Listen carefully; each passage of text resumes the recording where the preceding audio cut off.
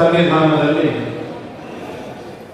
ಅನಂತ ಭಕ್ತಿಶ್ರದ್ಧಾಪೂರ್ವಕ ಸಾಷ್ಟಾಂಗ ನಮಸ್ಕಾರಗಳನ್ನು ಸಲ್ಲಿಸ್ತಾ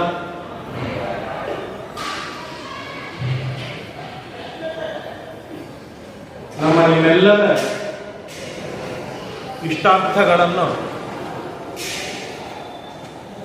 ನಾಡಿಗೆ ಆಗಬೇಕಾದ ಸುವೃಷ್ಟಿಯನ್ನು ಶೀಘ್ರದಲ್ಲಿ ತಾವು ಪ್ರಾರ್ಥನೆಯನ್ನು ಮಾಡಿ ಪೂರ್ಣ ಅನುಗ್ರಹವನ್ನು ಮಾಡಿ ನಮ್ಮ ಸಮಗ್ರವಾದ ನಾಡನ್ನು ಸಮಗ್ರವಾದ ದೇಶವನ್ನು ಸಮೃದ್ಧವಾಗಿ ಮಾಡಿಸಿಕೊಡಬೇಕು ಎಂಬುದಾಗಿ ಪ್ರಾರ್ಥನೆಯನ್ನು ಮಾಡ್ತಾ ವಿರಾಟ ಪರ್ವದ ಕೆಲವು ವಿಚಾರಗಳನ್ನು ತಿಳಿಯುವ ಪ್ರಯತ್ನವನ್ನು ಮಾಡೋಣ.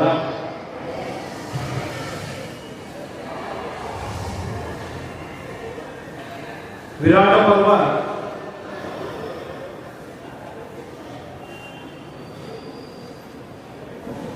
ಧರ್ಮವನ್ನು ಮಾಡುವಂತಹ ಧಾರ್ಮಿಕರಾದ ನಮ್ಮೆಲ್ಲರಿಗೂ ಒಂದು ಪ್ರೋತ್ಸಾಹವನ್ನು ಕೊಡುವ, ಧರ್ಮವನ್ನು ಹೇಗೆ ಮಾಡಬೇಕು, ಯಾವ ಪ್ರಸಂಗದಲ್ಲಿ ಮಾಡಬೇಕು ಎನ್ನುವುದಕ್ಕೆ ಶ್ರದ್ಧೆಯನ್ನು ಹುಟ್ಟಿಸುವ ಒಂದು ಉತ್ತಮವಾದ ಪರ್ವ ಅದು ವಿರಾಟ ಪರ್ವ. ಸಾಮಾನ್ಯವಾಗಿ ಹಬ್ಬ ಹರಿದಿನ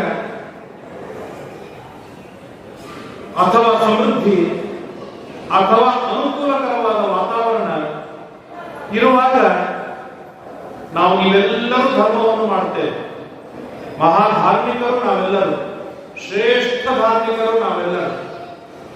ಆದರೆ ಧರ್ಮವನ್ನು ಮಾಡುವಾಗ ಅನುಕೂಲಕರವಾದ ವಾತಾವರಣವಿರಬೇಕು. ಅವಮಾನ ಮಾಡುವವರು ಯಾರೂ ಇರಬಾರದು. ನಗುವವರು ಯಾರ ಪಕ್ಕದಲ್ಲಿದ್ದರೆ ಅಂಗರಕ್ಷಕ್ಕೆ ಹೋಗಿಬಿಡುತ್ತೆ. ಹಾಗಾಗಿ ನಗುವವರು ಯಾರೂ ಇರಬಾರದು. ಸಮೃದ್ಧವಾಗಿ ಇರಬೇಕು. ಆಫೀಸು ಕೆಲಸ ಜವಾಬ್ದಾರಿಗಳಿಂದ ಮುಕ್ತನಾಗಿರಬೇಕು. ಆಗ ಹೆಚ್ಚೆಚ್ಚು ಧರ್ಮ ಮಾಡುವುದಕ್ಕೆ ಆಸಕ್ತಿ ಬೆಳೆಯುತ್ತೆ. ಆದರೆ ವಿರಾಟ ಪರ್ವ ನಮಗೆ ತಿಳಿಸಿಕೊಡುವುದು ಏನು ಅಂತಂದ್ರೆ, ಅನುಕೂಲಕರವಾಗಿದ್ದಾಗ ಮಾಡಿ ಬೇರೆ ಏನು ಇರುವುದಿಲ್ಲ, ಆಗ ಅನಿವಾರ್ಯ ಧರ್ಮ ಮಾಡಬೇಕಾಗುತ್ತೆ. ಆದರೆ ಪ್ರತಿಕೂಲವಾದ ವಾತಾವರಣವಿದ್ದಾಗಲೂ ಧರ್ಮವನ್ನು ಮಾಡಲೇಬೇಕು, ಧರ್ಮವನ್ನು ಬಿಡಬಾರದು. ಅತ್ಯಂತ ಕಷ್ಟಕರವಾದ ಪರಿಸ್ಥಿತಿಯೊಳಗೆ, ಶ್ರೀಮಂತಿಗೆ ಹೋಗಿ ದರಿದ್ರನಾದ ಪರಿಸ್ಥಿತಿಯೊಳಗೆ,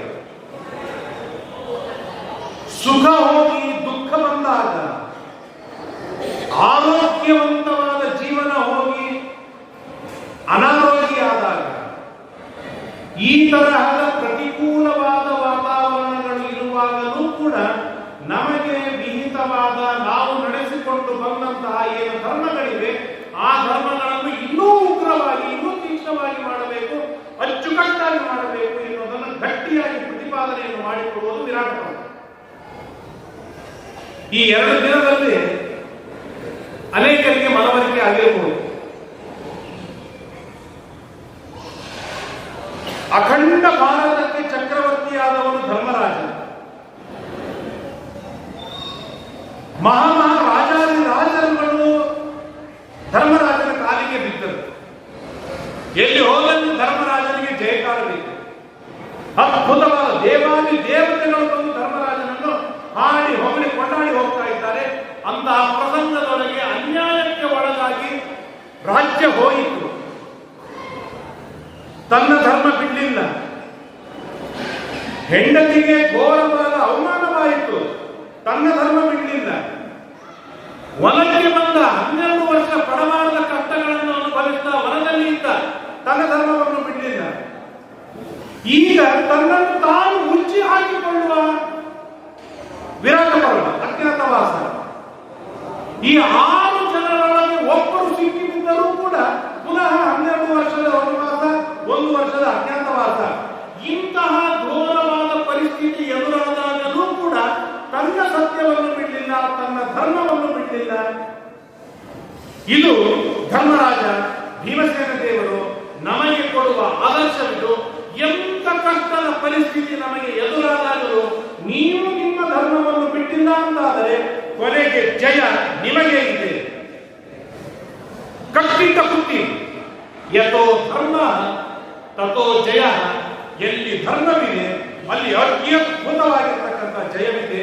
ಇದು ಶ್ರೀಮನ್ ಮಹಾಭಾರತದ ಮೊದಲನೇ ಶ್ಲೋಕದಿಂದ ಕೊನೆಯವರೆಗೂ ಪ್ರತಿಪಾದನೆಯನ್ನು ಮಾಡಿಕೊಂಡು ಬರ್ತಾ ಇರುವಂತಹ ಒಂದು ಶ್ರೇಷ್ಠವಾಗಿರ್ತಕ್ಕಂಥ ನೀತಿ. ಇಂತಹ ಯೋಗ್ಯವಾದ ಜನ್ಮದಲ್ಲಿ ಇರುವ ದ್ರೌಪದಿ ನಿನ್ನೆ ದಿನ ಕೇಳಿದೆವು. ಇಡೀ ಜಗತ್ತಿನೊಳಗೆ ಅಯೋಗ್ಯೆಯಾಗಿ ಹುಟ್ಟಿ ಬಂದವಳು ದ್ರೌಪದಿ ಮಾತ್ರ. ಕೃಷ್ಣನಿಂದ ಆರಂಭಿಸಿ ಇರಲಿ, ಕೃಷ್ಣನಿಗೆ ಶುಕ್ಲ ರಕ್ತದ ವರ್ಣ ಭೇದವಿಲ್ಲ, ಅವನು ಸ್ವತಂತ್ರ. ಆದರೂ ಕೃಷ್ಣನಿಂದ ಹಿಡಿದುಕೊಂಡು ಯಾರೂ ಕೂಡ ಹೀಗೆ ವೇದಿ ಮಧ್ಯದಿಂದ ಬಂದವರಲ್ಲ. ಅಯೋನಿಜಳಾಗಿ ವೇದಿ ಮಧ್ಯೆಯಿಂದ ಬಂದವಳು ಯಾರು? ದ್ರೌಪದಿ. ಯಾರ ಮಗಳು? ದ್ರುಪದ ರಾಜನ ಮಗಳು ದ್ರೌಪದಿ. ಮೂರನೆಯದ್ದು ಮಹಾಧರ್ಮಿಷ್ಠರಾದ ಹಿರಿಯರಾದ ವೃದ್ಧರಾದ ಪಾಂಡುರಾಜ ಧೃತರಾಷ್ಟ್ರನ ಸೊಸೆ ದ್ರೌಪದಿ. ದೃಷ್ಟದ್ಯುಮ್ನನ ತಂಗಿ ದ್ರೌಪದಿ. ಇದರ ಮೇಲೆ ಧರ್ಮರಾಜ, ಭೀಮ, ಅರ್ಜುನ, ನಕುಲ, ಸಹದೇವರೆಂಬಂತಹ ಬಲಾಢ್ಯರಾಗಿರ್ತಕ್ಕಂತಹ ಪಂಚಪಾಂಡವರ ಅತ್ಯಂತ ಆರೈಕೆಯ, ಪ್ರೀತಿಯ, ಅಕ್ಕರೆಯ ಮಡದಿ ಧರ್ಮಪತ್ನಿ. ಅಭಿಮನ್ಯು ಮೊದಲಾಗಿರ್ತಕ್ಕಂಥ ಅಭಿಮನ್ಯು, ಘಟೋತ್ಕಚ ಮೊದಲಾಗಿರ್ತಕ್ಕಂತಹ 6-8 ಜನ ಬಲಾಢ್ಯ ಮಕ್ಕಳ ತಾಯಿ. ತನ್ನ ಎಂಟೈರ್ ಲೈಫಿನೊಳಗೆ ಎಂದಿಗೂ ಪುಟ್ಟ ಧರ್ಮವನ್ನು ಮಾಡದೇ ಇರುವಂತಹ ದ್ರೌಪದಿ ತನ್ನ ಇಡೀ ಜೀವನದೊಳಗೆ ಒಂದು ಕ್ಷಣವೂ ಕೂಡ ದೇವರನ್ನು ಮರೆತ ಕ್ಷಣವಿಲ್ಲ. ಅನಿರತವಾಗಿ ದೇವರನ್ನು ನೆನೆಸುವ, ದೇವರನ್ನು ಸಾಕ್ಷಾತ್ಕಾರ ಮಾಡಿಕೊಳ್ಳುವಂತವಳು ದ್ರೌಪದಿ. ಪ್ರತಿನಿತ್ಯ ಲಕ್ಷ ಜನ ಬ್ರಾಹ್ಮಣರಿಗೆ ಊಟಕ್ಕೆ ಹಾಕಿ ಕೃಷ್ಣಾರ್ಪಣ ಹೇಳುವಂತಹ ಯೋಗ್ಯತೆ ಪಡೆದವಳು ದ್ರೌಪದಿ.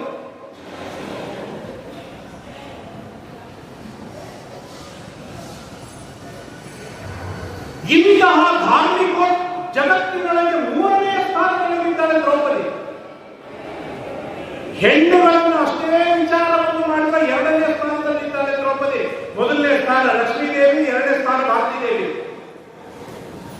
ಹೌದಲ್ಲ? ಪುರುಷ ಸ್ತ್ರೀಯರು ಇಬ್ಬರನ್ನೂ ಲೆಕ್ಕದೊಳಗೆ ಇಟ್ಟುಕೊಂಡ್ರೆ ಮೊದಲಿಗೆ ದೇವರು, 2ನೇ ಲಕ್ಷ್ಮೀದೇವಿ, 3ನೇದು ವಾಯುದೇವರು, 4ನೇದು ದ್ರೌಪದಿ ದೇವಿ. ಇಂತಹ ಅತ್ಯುನ್ನತ ಸ್ಥಾನದಲ್ಲಿ ಇರುವ ದ್ರೌಪದಿಗೂ ಕೂಡ ಕೀಚಕನಂತಹ ದುಷ್ಟ ಕೈ ಹಾಕ್ತಾನೆ ಅಂತಂದ್ರೆ ನಿಮ್ಮ ಪಾಡೇನು?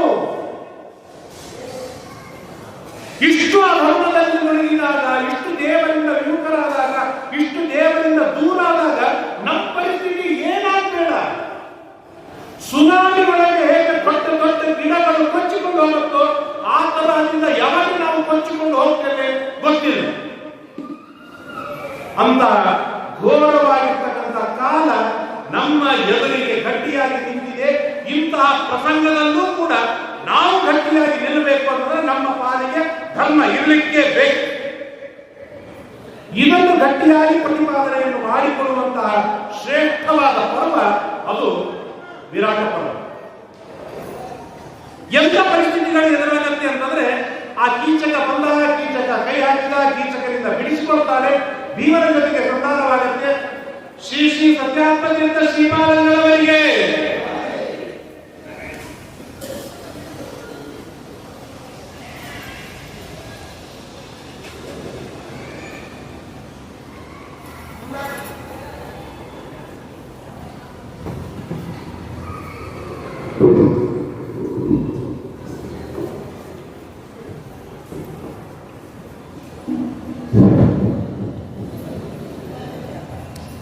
ಇಂತಹ ಬಲಾಢ್ಯತಮನಾಗಿರ್ತಕ್ಕಂಥ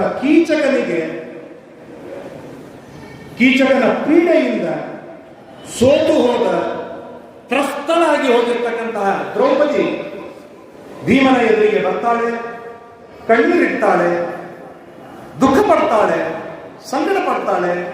ಭೀಮನಿಗೆ ಹೇಳ್ತಾಳೆ, ಏನ್ ಭೀಮ, 10,000 ಆನೆಯ ಬಲವುಳ್ಳವ ನೀನು, 2 ಕೈಗಳಿಂದ ಯುದ್ಧ ಮಾಡುವ ಗಾಂಧೀವ ಧನುಸ್ಸನ್ನು ಪಡೆದವ ಅರ್ಜುನ, ನಿಮ್ಮ ಬಲಕ್ಕೆ, ನಿಮ್ಮ ಗಾಂಡಿವ ಧನಸ್ಸಿಗೆ, ನಿನ್ನ ಗದೆಗೆ ಧಿಕ್ಕಾರವಿರಲಿ ಅಂತ ಹೇಳಿ ಚೆನ್ನಾಗಿ ನಿಂದೆ ಮಾಡ್ತಾರೆ.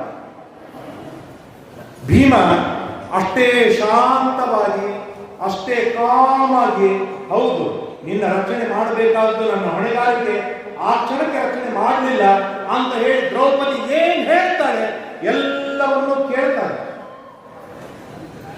ಆಮೇಲೆ ಭೀಮ ಹೇಳ್ತಾನೆ, ದ್ರೌಪದಿ ಏನು ವಿಚಾರವನ್ನು ಮಾಡಬೇಡ, ನಾಳೆಯ ಸೂರ್ಯೋದಯ ಕೀಚಕ ಕಾಣುವುದಿಲ್ಲ. ಇದು ನನ್ನ ಗಟ್ಟಿಯಾದ ಪ್ರತಿಜ್ಞೆ ಇದೆ. ಅತ್ತೇನಂ ಸೂರಯಿಷ್ಯಾಮಿ, ಇವತ್ತೇ ನಾನು ಕೀಚಕರನ್ನು ಸಂಹಾರವನ್ನು ಮಾಡ್ತೇನೆ. ಆದರೆ ನೀನು ಒಂದು ಕೆಲಸ ಮಾಡಬೇಕು. ಒಂದು ರೀತಿಯಿಂದ ದ್ರೌಪದಿ ಸಂತೋಷವಾಯಿತು, ಅಂತೂ ಕೀಚಕ ಸಾಯ್ತಾನೆ ಅಂತ. ಆಗ ದ್ರೌಪದಿ ಕೇಳ್ತಾಳೆ, ನೀನೇನೋ ಭೀಮಣ್ಣ ಸಂಹಾರ ಮಾಡ್ತೀನಿ ಅಂತ ಹೇಳಿದೆ, ನಾನು ಒಪ್ಪಿಕೊಂಡೆ. ನೀನ್ ಸಂಹಾರ ಮಾಡಿದ್ರೆ ಅವ್ರು 100 ತಮ್ಮಂದ್ರು ಜಗಳಕ್ಕೆ ಬರ್ತಾರೆ, 100 ಜನರನ್ನ ಕೊಂದಾಕ್ತೇನೆ. ನೀನ್ 100 ಜನರನ್ನು ಕೊಂದು ಹಾಕಿದರೆ ಕೌರವರಿಗೆ ಗೊತ್ತಾಗುತ್ತೆ, ಕೌರವರು ನಮ್ಮ ಮೇಲೆ ದಾಳಿ ಮಾಡ್ತಾರೆ, ಆ ಕೌರವರನ್ನು ಕೊಂದಾಕ್ತೇನೆ ನಾನು. ಅದಕ್ಕೇನಾಗಿದೆ? ಅಲ್ಲ, ನೀನ್ ಕೊಂದಾಕಿ ನನಗೆ ಗೊತ್ತು, ಆದ್ರೆ ನಿಮ್ಮ ಅಣ್ಣ ಹೋಗ್ತಾನೆ ನಿನ್ನನ್ನು. ನಮ್ಮ ಇನ್ನು 15 ದಿನಗಳು ಹೊಂದಿವೆ, ಅಷ್ಟರೊಳಗೆ ನಾವು ಸಿಕ್ಕು ಬಿಟ್ಬಿಟ್ರೆ ನಮ್ಮ ಅಣ್ಣ ಮತ್ತೆ 12 ವರ್ಷ ವನವಾಸ ಕಳಿಸ್ತಾನೆ, ನಾವೆಲ್ಲ ಹೋಗ್ಬೇಕಾಗುತ್ತೆ. ಅವನು ಸತ್ಯ ಧರ್ಮದಲ್ಲಿ ರಥನಾದವನು. ಈ ಸಂಶಯ, ಈ ಪರಿಸ್ಥಿತಿ ಎದುರಾಗಬಾರದು, ಕೀಚಕ ಉಳಿಬಾರದು. ಹಾಗೇನಾದ್ರೂ ನೀನು ವ್ಯವಸ್ಥೆ ಮಾಡ್ತಿದ್ರೆ ಹೇಳು ಅಂತ ಹೇಳಿದಾಗ ಭೀಮ ಅಂತಾನೆ, ಏನು ವಿಚಾರವನ್ನು ಮಾಡಬೇಡ, ನಾನು ಮಾಡ್ತೇನೆ. ಇವತ್ತು ರಾತ್ರಿ ಕೀಚಕ ಏಕಾಂತದೊಳಗೆ ಬರುವ ಹಾಗೆ ನೋಡಿಕೊಳ್ಳುವ ಜವಾಬ್ದಾರಿ ನೀನು, ಮುಂದಿನ ಕೆಲಸ ನಂದು ಅಂತ ಹೇಳಿದಾಗ ಆಯ್ತು ಅಂತ ದ್ರೌಪದಿ ಒಪ್ಪಿಕೊಳ್ತಾಳೆ. ನೇರವಾಗಿ ಸುಧೇಷ್ಣೆಯ ಮನೆಗೆ ಹೋಗ್ತಾಳೆ. ಸುಧೇಷ್ಣೆಯ ಮನೆಗೆ ಹೋದಾಗ ಅಲ್ಲಿ ಕೀಚಕ ಬರ್ತಾಳೆ. ಕೀಚಕ ಬಂದಾಗ ದ್ರೌಪದಿ ಕೀಚಕ ಬಂದಾಗ ಓಡಿ ಹೋಗ್ತಿದ್ರು, ದೂರ ಇರ್ತಿದ್ರು. ಈ ದ್ರೌಪದಿ ಏನ್ ಮಾಡಿದ್ರೆ ಕೀಚಕ ಬಂದಾಗ ಹತ್ತಿರ ಹೋಗ್ತಾಳೆ, ನಗುತ್ತಾಳೆ. ಕೀಚಕನಿಗೆ ಸಂತೋಷ ಆಯ್ತು. ಅಂತೂ ದ್ರೌಪದಿ ನಕ್ಕಾಳ ಅಂತಂದ್ರೆ ನನ್ನ ಬಲಿಗೆ ಬಿದ್ದಳು. ಅವನು ಎಲ್ಲ ಹೆಚ್ಚಿ ಮುಂದೆ ಬರ್ತಾನೆ. ಕೀಚಕ ಬಂದು ಕೇಳ್ತಾನೆ, ಏನು ಏನಿಲ್ಲ ಇಲ್ಲ, ನಿನ್ನ ರೂಪ. ದ್ರೌಪದಿ ಹೇಳ್ತಾಳೆ, ನಿನ್ನ ರೂಪ, ನಿನ್ನ ಲಾವಣ್ಯ, ನಿನ್ನ ಪರಾಕ್ರಮ, ನಿನ್ನ ಶಕ್ತಿ, ನಿನ್ನ ಕೀರ್ತಿ ಇದು ನೋಡಿ ನಾನು ಮೋಹಿತಳಾಗಿ ಬಿಟ್ಟಿದ್ದೇನೆ. ಆದ್ರೆ ನನಗೊಂದು ಹೆದರಿಕೆ ಇದೆ. ಏನು ಅಂತಂದ್ರೆ, ಈ ನನ್ನ 5 ಜನ ಗಂಧರ್ವ ಪತಿಯರಿದ್ದಾರೆ, ಅವರು ನಿನ್ನನ್ನು ಸಂಹಾರವನ್ನು ಮಾಡಬಾರದು ಎಂಬ ಹೆದರಿಕೆ ನನಗಿದೆ. ಆದ್ರಿಂದಾಗಿ ನಾನು ಇವತ್ತು ಬರ್ತಾ ಇಲ್ಲ. ಅದಕ್ಕೆ ನೀನೇನು ಮಾಡಬೇಕು ಅಂತಂದ್ರೆ, ಒಂದು ಕೆಲಸ ಮಾಡು, ಅತ್ಯಂತ ಏಕಾಂತದೊಳಗೆ ನೀನು ಬರಬೇಕು. ಆಗ ನಾನು ನಿನ್ನನ್ನು ಪ್ರೀತಿಯಿಂದ ಒಪ್ಪಿಕೊಡ್ತೇನೆ ಅಂತ ಯಾರು ಹೇಳ್ತಾರೆ? ಏನ್ ಪರಿಸ್ಥಿತಿ ನೋಡಿ, ದ್ರೌಪದಿ ಬಾಯಲ್ಲಿ ಈ ತರಹದ ಮಾತುಗಳು ಬರಬೇಕು ಅಂತಂದ್ರೆ. ಆದರೆ ಧರ್ಮ ಉಳಿಯಬೇಕಾಗಿದೆ, ದುಷ್ಟರು ನಾಶವಾಗಬೇಕಾಗಿದೆ. ಆಗ ದ್ರೌಪದಿ ಇಷ್ಟು ಹೇಳಿದಾಗ ಎಲ್ಲಿ ಬರಬೇಕು? ಮೀಟಿಂಗ್ ಮಾಡ್ತಾನೆ. ಆಗ ಹೇಳ್ತಾನೆ, ದ್ರೌಪದಿ ಪ್ಲಾನ್ ಕೊಡ್ತಾರೆ. ವಿರಾಟ ರಾಜ ಒಂದು ನರ್ತನಾಕಾರವನ್ನು ಮಾಡಿಸಿದ್ದಾನೆ ಊರಿನ ದೂರದೊಳಗೆ. ಅಲ್ಲಿ ಬೆಳಗಿನ ಜಾವ ಎಲ್ಲರೂ ನರ್ತಕಿಯರಿರ್ತಾರೆ, ರಾತ್ರಿ ಯಾರು ಇರೋದಿಲ್ಲ. ಕೀಚಕ ಒಂದು ಕೆಲಸ ಮಾಡು, ಎಲ್ಲರನ್ನು ಹೊರಗೆ ಹಾಕಿ ನೀನು ಅಲ್ಲೇನೂ ನಾನು ಬರ್ತೇನೆ. ಸಂತೋಷವಾಗಿ ಕೀಚಕ ಹಿಗ್ಗಿಬಿಟ್ಟ. ಮುಂದೆ ಹೇಳ್ತಾರೆ, ಬಹಳಷ್ಟು ವರ್ಣನೆಯನ್ನು ಮಾಡ್ತಾರೆ. ಒಂದೊಂದು ನಿಮಿಷ ಕಳೆಯುವುದಕ್ಕೆ ಅವನಿಗೆ ಕಲ್ಪ ತಂದಾಗಿ ಆಯ್ತು. ಯಾಕೆ? ದ್ರೌಪದಿ ಅಂತ ಅಪ್ರತಿಮ ಚೆಲುವೆ ಜಗತ್ತಿನೊಳಗೆ ಇನ್ಯಾರೂ ಇಲ್ಲ. ರುಕ್ಮಿಣಿ ಸತ್ಯಭಾಮಿಯರ ತರುವಾಯ ಅಪ್ರತಿಮ ಸುಂದರಿ ಅಂತಂದ್ರೆ ದ್ರೌಪದಿ.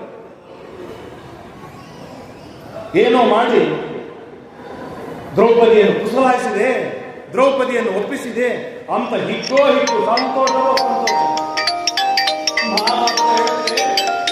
2 ಗಂಟೆ ಶೃಂಗಾರ ಮಾಡಿಕೊಡ್ತಾನೆ ಕೀಚಕ. ಯಾರಿಗೆ ತನ್ನ ಬಗ್ಗೆ ನಾನು ಚಂದಿಲ್ಲ ಅನ್ನೋದು ಯಾರ ಕೈಯಲ್ಲಿ ಇರುತ್ತೆ, ಅವರು ಬಹಳ ಶೃಂಗಾರ ಮಾಡಿಕೊಡ್ತಾರೆ.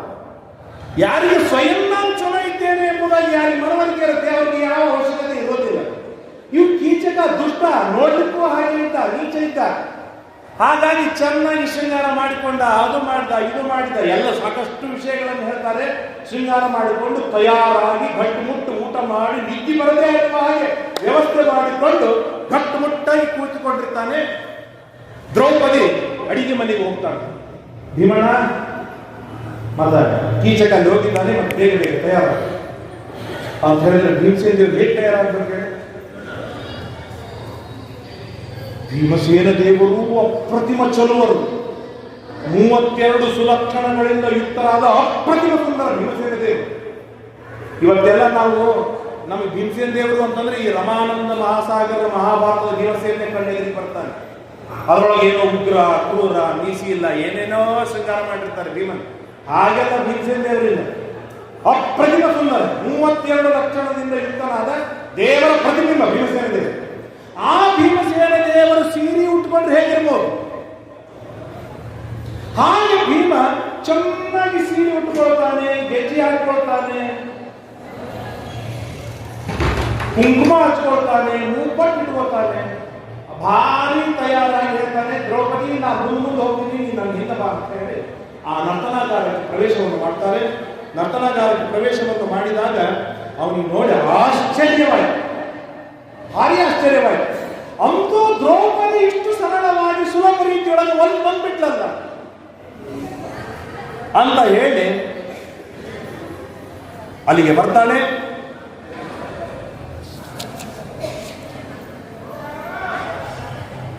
ಅರ್ಧರಾತ್ರಿ ತದೋತ್ಥಾಯ ಸತ್ವವಾನ್ ಭೀಮ ವಿಕ್ರಮ ದ್ರೌಪದೀಂ ಪೃಷ್ಠತಕೃತ್ವ ಯತ್ರಾಸೀನ್ ನರ್ತನಾಲಯ ತದೇವ ನರ್ತನಾಗಾರಂ. ಆ ನರ್ತನಾಗಾರಕ್ಕೆ ಪ್ರವೇಶವನ್ನು ಮಾಡ್ತಾ ಇರುವಾಗ ಹೋಗ್ತಾರೆ. ದೊಡ್ಡದಾಗಿರ್ತಕ್ಕಂಥ ಪಲಂಗು, ಆ ಪಲಂಗದ ಮೇಲೆ ಭೀಮ ತಾನು ಕುಳಿತುಕೊಂಡಿದ್ದಾನೆ. ಹಿಂದಿನಿಂದ ಕೀಚಕ ಬಂದ. ಕೀಚಕ ಬಂದವನೇ ಶಯಾನಂ ಶಯನೇ ತತ್ರ ಮೃತ್ಯುಂ ಮೋಡ ಪರಾಮಿಷತ. ಕೆಲವೊಮ್ಮೆ ಹೀಗಾಗತ್ತೆ. ಯಾವುದು ನಮಗೆ ಬಹಳ ಚಲೋ ಅಂತ ನಾವು ಪ್ರೀತಿ ಮಾಡಿರ್ತೇವೆ, ಅಲ್ಲೇ ನಮಗೆ ಮೃತ್ಯು ಇರುತ್ತೆ. ನನಗೆ ಬಹಳ ಪ್ರೀತಿ ಅಂತೇಳಿ ಅವನ್ನ ದೊಡ್ಡದಾದ ಬೆಂಚ್ ಕಾರ್ ತಗೊಂಡಿರ್ತೇನೆ, ಆ ಬೆಂಚ್ ಕಾರೊಳಗೆ ನನ್ನ ಮೃತ್ಯು ಅಡಗಿರ್ತದೆ. ಹಾಗೆ ಕೀಚಕನ ಪರಿಸ್ಥಿತಿ ಆಯ್ತು. ಕೀಚಕನ ಮೃತ್ಯು ಇಲ್ಲಿ ಇದೆ ಅಂತ ಗೊತ್ತಿಲ್ಲ, ಆದ್ರೆ ದ್ರೌಪದಿ ಬಹಳ ಚಂದ ಇದ್ದಾಳೆ ಅಂತ ದ್ರೌಪದಿಯನ್ನು ಒಪ್ಪಿಕೊಂಡು ಅಲ್ಲಿ ಹೋಗ್ತಾ ಇದ್ದಾಳೆ. ಹೋಗ್ತಾ ಮೆಲ್ಲಕ್ಕೆ ಮೇಲೆ ಮುಖದ ಮೇಲೆ ಹಾಕಿದ ಸೆರಗು ಕಡಿಯುವ ಪ್ರಯತ್ನವನ್ನು ಮಾಡ್ತಾ ಇರುವಾಗ ಒಮ್ಮೆಲಿಗೆ ಧ್ವನಿಯೇ ಬದಲಾಗಿಬಿಟ್ಟು ಗಾಬರಿಯಾಗಿ ಆಶ್ಚರ್ಯದಿಂದ ನೋಡ್ತಾರೆ. ಮಗನೇ ಏನ್ ನಡೆಸಿದೆ ಹಾಗೆ ಅಂತ ಹೇಳಿ ಒಂದೇ ಕ್ಷಣದೊಳಗೆ ಭೀಮಸೇನ ದೇವರು ಯುದ್ಧಕ್ಕೆ ಕರೆದ್ರೆ ಆ ನರ್ತನಾಗಾರ ಎಲ್ಲ ಅಲ್ಲಿಯವರೆಗೆ ನರ್ತಕಿಯರೆಲ್ಲರೂ ನರ್ತನೆಯನ್ನು ಮಾಡಿದ ಅದ್ಭುತವಾದ ನರ್ತನಾಗಾರದೊಳಗೆ ಈಗ ಇಬ್ಬರು ಬಲಾಢ್ಯರ ಯುದ್ಧ ಪ್ರಾರಂಭವಾಯಿತು. ಯುದ್ಧ ಅಂತಂದ್ರೆ ಹೇಗೆ ಅಂತಂದ್ರೆ ಕಣ್ಣುಗಳಿಂದ ಯುದ್ಧ ಮಾಡ್ತಾ ಇದ್ದಾರೆ, ಕೈಯಿಂದ ಯುದ್ಧ ಮಾಡ್ತಾ ಇದ್ದಾರೆ, ಎದೆ ಕಿತ್ತಿ ಯುದ್ಧ ಮಾಡ್ತಾ ಇದ್ದಾರೆ, ಹಿಂದೆ ಹೋಗ್ತಾ ಇದ್ದಾರೆ ಭೀಮಸೇನ ದೇವರು. 1 ಗಂಟೆಗಳ ಕಾಲ ರಾತ್ರಿ ಘನಘೋರವಾದ ಯುದ್ಧ ಪ್ರಾರಂಭವಾಗಿದೆ. ತ್ವಯಾಪಿ ದೃಗ್ಗುಣಾನಾನಿ ಸಹಸೋತ್ಪತ್ಯ ಕೌಂತೇಯ ಪ್ರಹಸ್ಯೇನ ಉವಾಚ ಅದ್ಯ ತ್ವಾಂ ಭಗಿನಿ ಪಾಪಂ ದೃಶ್ಯಮಾಣಂ ಮಯಾ ಭುವಿ ದ್ರಕ್ಷತೆ ಅದ್ರಿ ಪ್ರತೀಕಾಶಂ ಸಿಂಹೇನೇವ ಮಹಾಗಜಂ.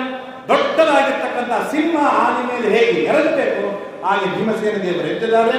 ಬಾಹುಯುದ್ಧಂ ತಯೋರಾಸಿ, ಭಾರಿ ಬಾಹುಯುದ್ಧ ಪ್ರಾರಂಭವಾಗಿದೆ. ಆ ಯುದ್ಧದೊಳಗೆ ಹೇಗೆ ಅಂತಂದ್ರೆ ಹೊರಗೆ ಸಾವಿರಾರು ಜನರಿದ್ದಾರೆ, ದ್ವಾರಪಾಲಕರು. ಯಾರಿಗೂ ಆ ಧ್ವನಿ ಕೇಳಿಸ್ತಾ ಇಲ್ಲ, ಹಾಗೆ ಭೀಮಸೇನ ದೇವರು ಯುದ್ಧ ಮಾಡ್ತಾ ಇದ್ದಾರೆ. ಇವತ್ತೆಲ್ಲ ಸಿನಿಮಾದೊಳಗೆ ನೋಡ್ತೇವಲ್ಲ, ಅದು ಏನಿದ್ರು ಸಿನಿಮಾನೇ. ಇದು ಲೈವ್ ಆಗಿರ್ತಕ್ಕಂಥ ಯುದ್ಧ, ಭಾರಿ ಯುದ್ಧ ನಡೀತಾ ಇದೆ. ಪತಿತೋ ಭೀಮಸೇನಸ್ತು ಕೀಚಕೇನ ಬಲೀಯಸ. ಒಂದು ಹಂತದೊಳಗೆ ಕೀಚಕನ ಪ್ರಭಾವಕ್ಕೆ ಭೀಮಸೇನ ದೇವರು 2 ಹೆಜ್ಜೆ ಹಿಂದಿಟ್ಟು ಬಿಡ್ತಾರೆ. ದ್ರೌಪದಿ ಗಾಬರಿಯಾಗುತ್ತೆ.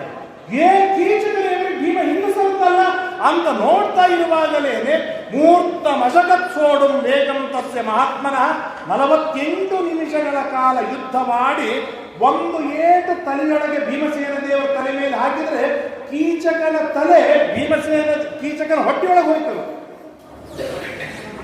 ಎಷ್ಟು ಭೀಮಸೇನ ದೇವರ ಬಲವಿರಬೇಕು. ಆಗ ಭೀಮಸೇನ ದೇವರು ಈ 2 ಕೈಗಳನ್ನು ಆ ತಲೆ ಹೋದ ಜಾಗದೊಳಗೆ ತುರುಕುತ್ತಾರೆ. 2 ಕಾಲುಗಳನ್ನು ತೆರೆಗೆ ತುರುಕ್ತಾರೆ ಗುದದ್ವಾರದೊಳಗೆ. ದೊಡ್ಡದಾಗಿರ್ತಕ್ಕಂಥ ಪಿಂಡ ಮಾಡಿ ಆ ಪಿಂಡವನ್ನು ಧಾರಿಸಿ ಒಟ್ಟು ಫುಟ್ಬಾಲ್ ಆಡ್ತಾರೆ. ನೀವು ಹೇಳಿದ್ದೇವೆ ಮಗನೇ, ನನ್ನ ಮಡದಿಯಾದ ದ್ರೌಪದಿ ದೇವಿಗೆ ಕೈ ಮುಟ್ಟಲಿಕ್ಕೆ ಬರ್ತೀಯ ನೀನು ಅಂತ ಹೇಳಿ ಚೆನ್ನಾಗಿ ಅದನ್ನು ಎತ್ತಿ ದೊಡ್ಡದಾದ ಪಿಂಡವನ್ನು ನೆಲಕ್ಕೆ ಅಪ್ಪಳಿಸಿ ಕಲ್ಪನಾ ಮಾಡಿ ಭೀಮಸೇನ ದೇವರು ಹೇಗೆ ಸಂಹಾರವನ್ನು ಮಾಡಿರ್ಬೋದು ಅಂತೇಳಿ ತಲೆ ಹೊಟ್ಟೆಯೊಳಗೆ ಹೋಗಿದೆ. 2 ಕೈಗಳನ್ನು ತಲೆ ಮೇಲೆ ತುರುಕಿದ್ದಾರೆ, 2 ಕಾಲುಗಳನ್ನು ಗುದದ್ವಾರದೊಳಗೆ ತುರುಕಿದ್ದಾರೆ. ಹೀಗೆ ಒಂದು ದೊಡ್ಡದಾಗಿರ್ತಕ್ಕಂಥ ಪಿಂಡವನ್ನು ಮಾಡಿ ಭೀಮಸೇನ ದೇವರು ಚಂಟಾಗಿ ಹಾಕುತ್ತಾರೆ ಕೀಚಕರನ್ನು. ಕೀಚಕ ಸತ್ತು ಬಿದ್ದ.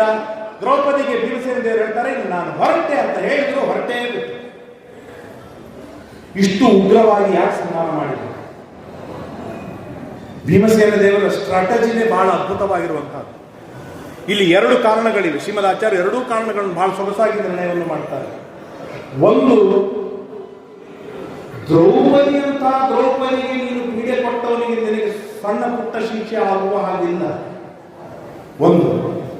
ಎರಡನೇದು, ದ್ರೌಪದಿ ಸಮಸ್ಯೆ ಏನು ಅಂತಂದ್ರೆ, ಕೀಚಕರಂತ ಬಲಿಷ್ಠನಾದ ಕೀಚಕರನ್ನು ಯಾರೋ ಒಬ್ಬರು ಸಂಹಾರ ಮಾಡಿದ್ದಾರೆ ಅಂತಂದ್ರೆ ಅದು ಭೀಮನೇ ಆಗಿರ್ಬೇಕಲ್ಲ, ಸಂಶಯ ಬಂದ್ಬಿಡುತ್ತೆ. ಈಗ ಏನಾಗಿದೆ, ಗಂಧರ್ವರು ಸಂಹಾರ ಮಾಡಿದ್ದಾರೆ ಅಂತ ಆಗಬೇಕು. ಗಂಧರ್ವರು ಸಂಹಾರ ಮಾಡಿದ್ದಾರೆ ಅಂತಂದ್ರೆ ಮನುಷ್ಯರು ನಾವು ನೀನು ಹೇಗೆ ಸಂಹಾರ ಮಾಡ್ತೇವೆ ಹಾಗಾಗಿರಬಾರದು. ಈ ಡಿಫ್ರೆಂಟ್ ರೀತಿಗಳಲ್ಲಿ ಅವರನ್ನು ಸಂಹಾರವನ್ನು ಮಾಡಿರಬೇಕು. ಆದ್ದರಿಂದಾಗಿ ದೇವತೆಗಳು ಹೇಗೆ ಸಂಹಾರವನ್ನು ಮಾಡಿರಬಹುದು ಅಥವಾ ಮನುಷ್ಯರು ಹೇಗೆ ಸಂಹಾರವನ್ನು ಮಾಡಿ ಸಾಧ್ಯವಿಲ್ಲ, ಆ ಕ್ರಮವನ್ನು ಆರಿಸಿಕೊಂಡು ಭೀಮಸೇನ ದೇವರು ಅವರನ್ನು ಸಂಹಾರವನ್ನು ಮಾಡಿರ್ತಾರೆ.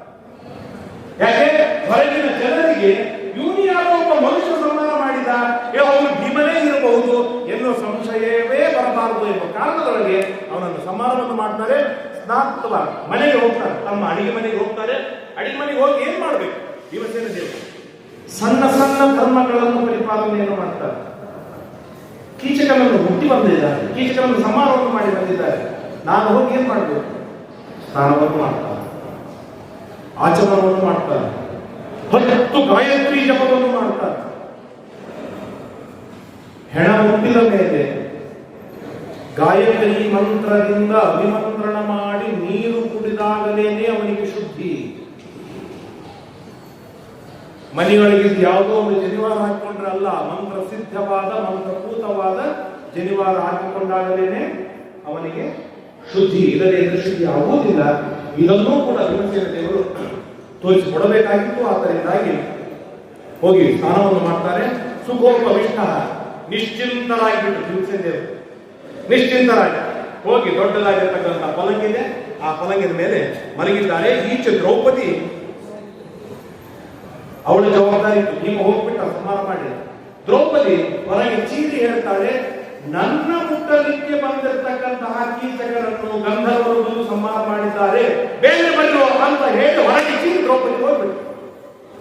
ಎಲ್ಲ ದಾಸದಾಸಿಯರು ಸೈನಿಕರು ಬಂದು ಮಾಡ್ತಾರೆ, ಎಲ್ಲಿದ್ದಾನೆ ಕೀಚಕ, ಎಲ್ಲಿದ್ದಾನೆ ಕೀಚಕ ಅಂತ ನೋಡ್ತಾ ಇದ್ದಾರೆ. ಕೀಚಕ ಕಾಣಿಸ್ತಾನೆ ಇಲ್ಲ. ಯಾಕೆ?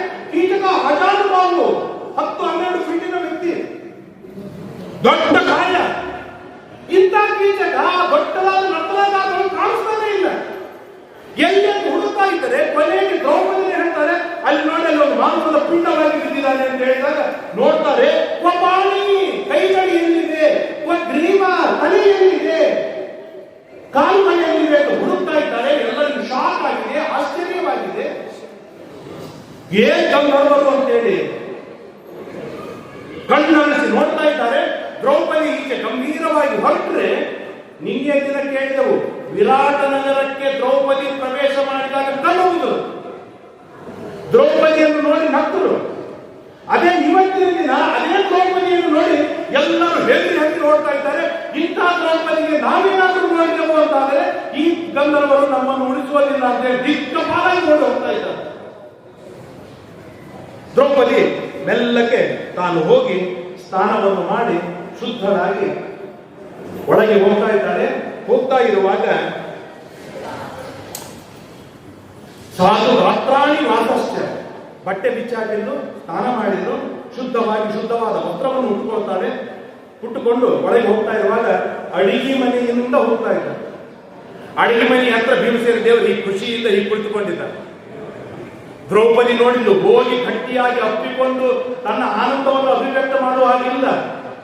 ಹಾಗಾಗಿ ದ್ರೌಪದಿ ಹೇಳ್ತಾಳೆ, ನಮೋ ಗಂಧರ್ವರಾಜಾಯ, ಏ ಗಂಧರ್ವರಾಜ ನಿನಗೆ ನಮಸ್ಕಾರ ಮಾರಾಯ, ನಿನ್ನಿಂದ ನಾನು ಇವತ್ತು ಬದುಕಿದ್ದೇನೆ, ನಿನ್ನಿಂದ ನಾನು ಸುಖವಾಗಿದ್ದೇನೆ ಅಂತ ದ್ರೌಪದಿ ಹೇಳಿದಾಗ ಭೀಮಸೇನ ದೇವರು ಉತ್ತರ ಕೊಡ್ತಾರೆ, ನಿನ್ನ ಪಾತಿವ್ರತ್ಯಕ್ಕೆ, ನಿನ್ನ ಧರ್ಮಕ್ಕೆ, ನಿನ್ನ ಸತ್ಯವಂತಿಕೆಗೆ, ನಿನ್ನ ಗುಣವಂತಿಕೆಗೆ ಎಂದೂ ಆಪತ್ತು ಬರುವುದಿಲ್ಲ. ನಿನ್ನ ಪತಿಯರು ನಿನ್ನನ್ನು ರಕ್ಷಣೆಯನ್ನು ಮಾಡೋದಕ್ಕೆ ಗಟ್ಟಿಮುಟ್ಟಾಗಿ ಬೇಗರವಾಗಿ ನಿಂತಿರ್ತಾರೆ, ಏನು ವಿಚಾರ ಮಾಡಬೇಡ ಅಂತ ಭೀಮಸೇನ ದೇವರು ಉತ್ತರ ಕೊಟ್ಬಿಟ್ರು.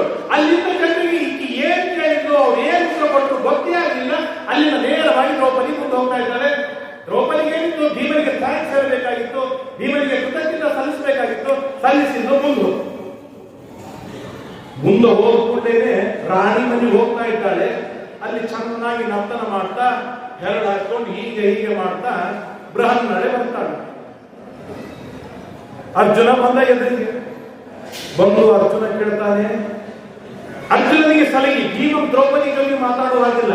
ಅರ್ಜುನ ಮಾತಾಡಬಹುದು, ಯಾಕೆಂದ್ರೆ ಅರ್ಜುನನ ಹೆಣ್ಣಿನ ವೇಷದೊಳಗೆ ಇರ್ತಾನೆ, ಅದರಿಂದ ಅರ್ಜುನ ಮಾತಾಡಬಹುದು. ಅರ್ಜುನ ಪಕ್ಕದಲ್ಲಿ ಬಂದ, ಸೈರಂಧ್ರಿ ಏನಾಯ್ತೆ ಅಂತ ಸ್ವಲ್ಪ ನಗು ಮುಖದೊಳಗೆ ಇಟ್ಟುಕೊಂಡು ಕೇಳಿದೆ. ದ್ರೌಪದಿಗೆ ಇಷ್ಟು ನೆತ್ತಿಗೇರಿತು.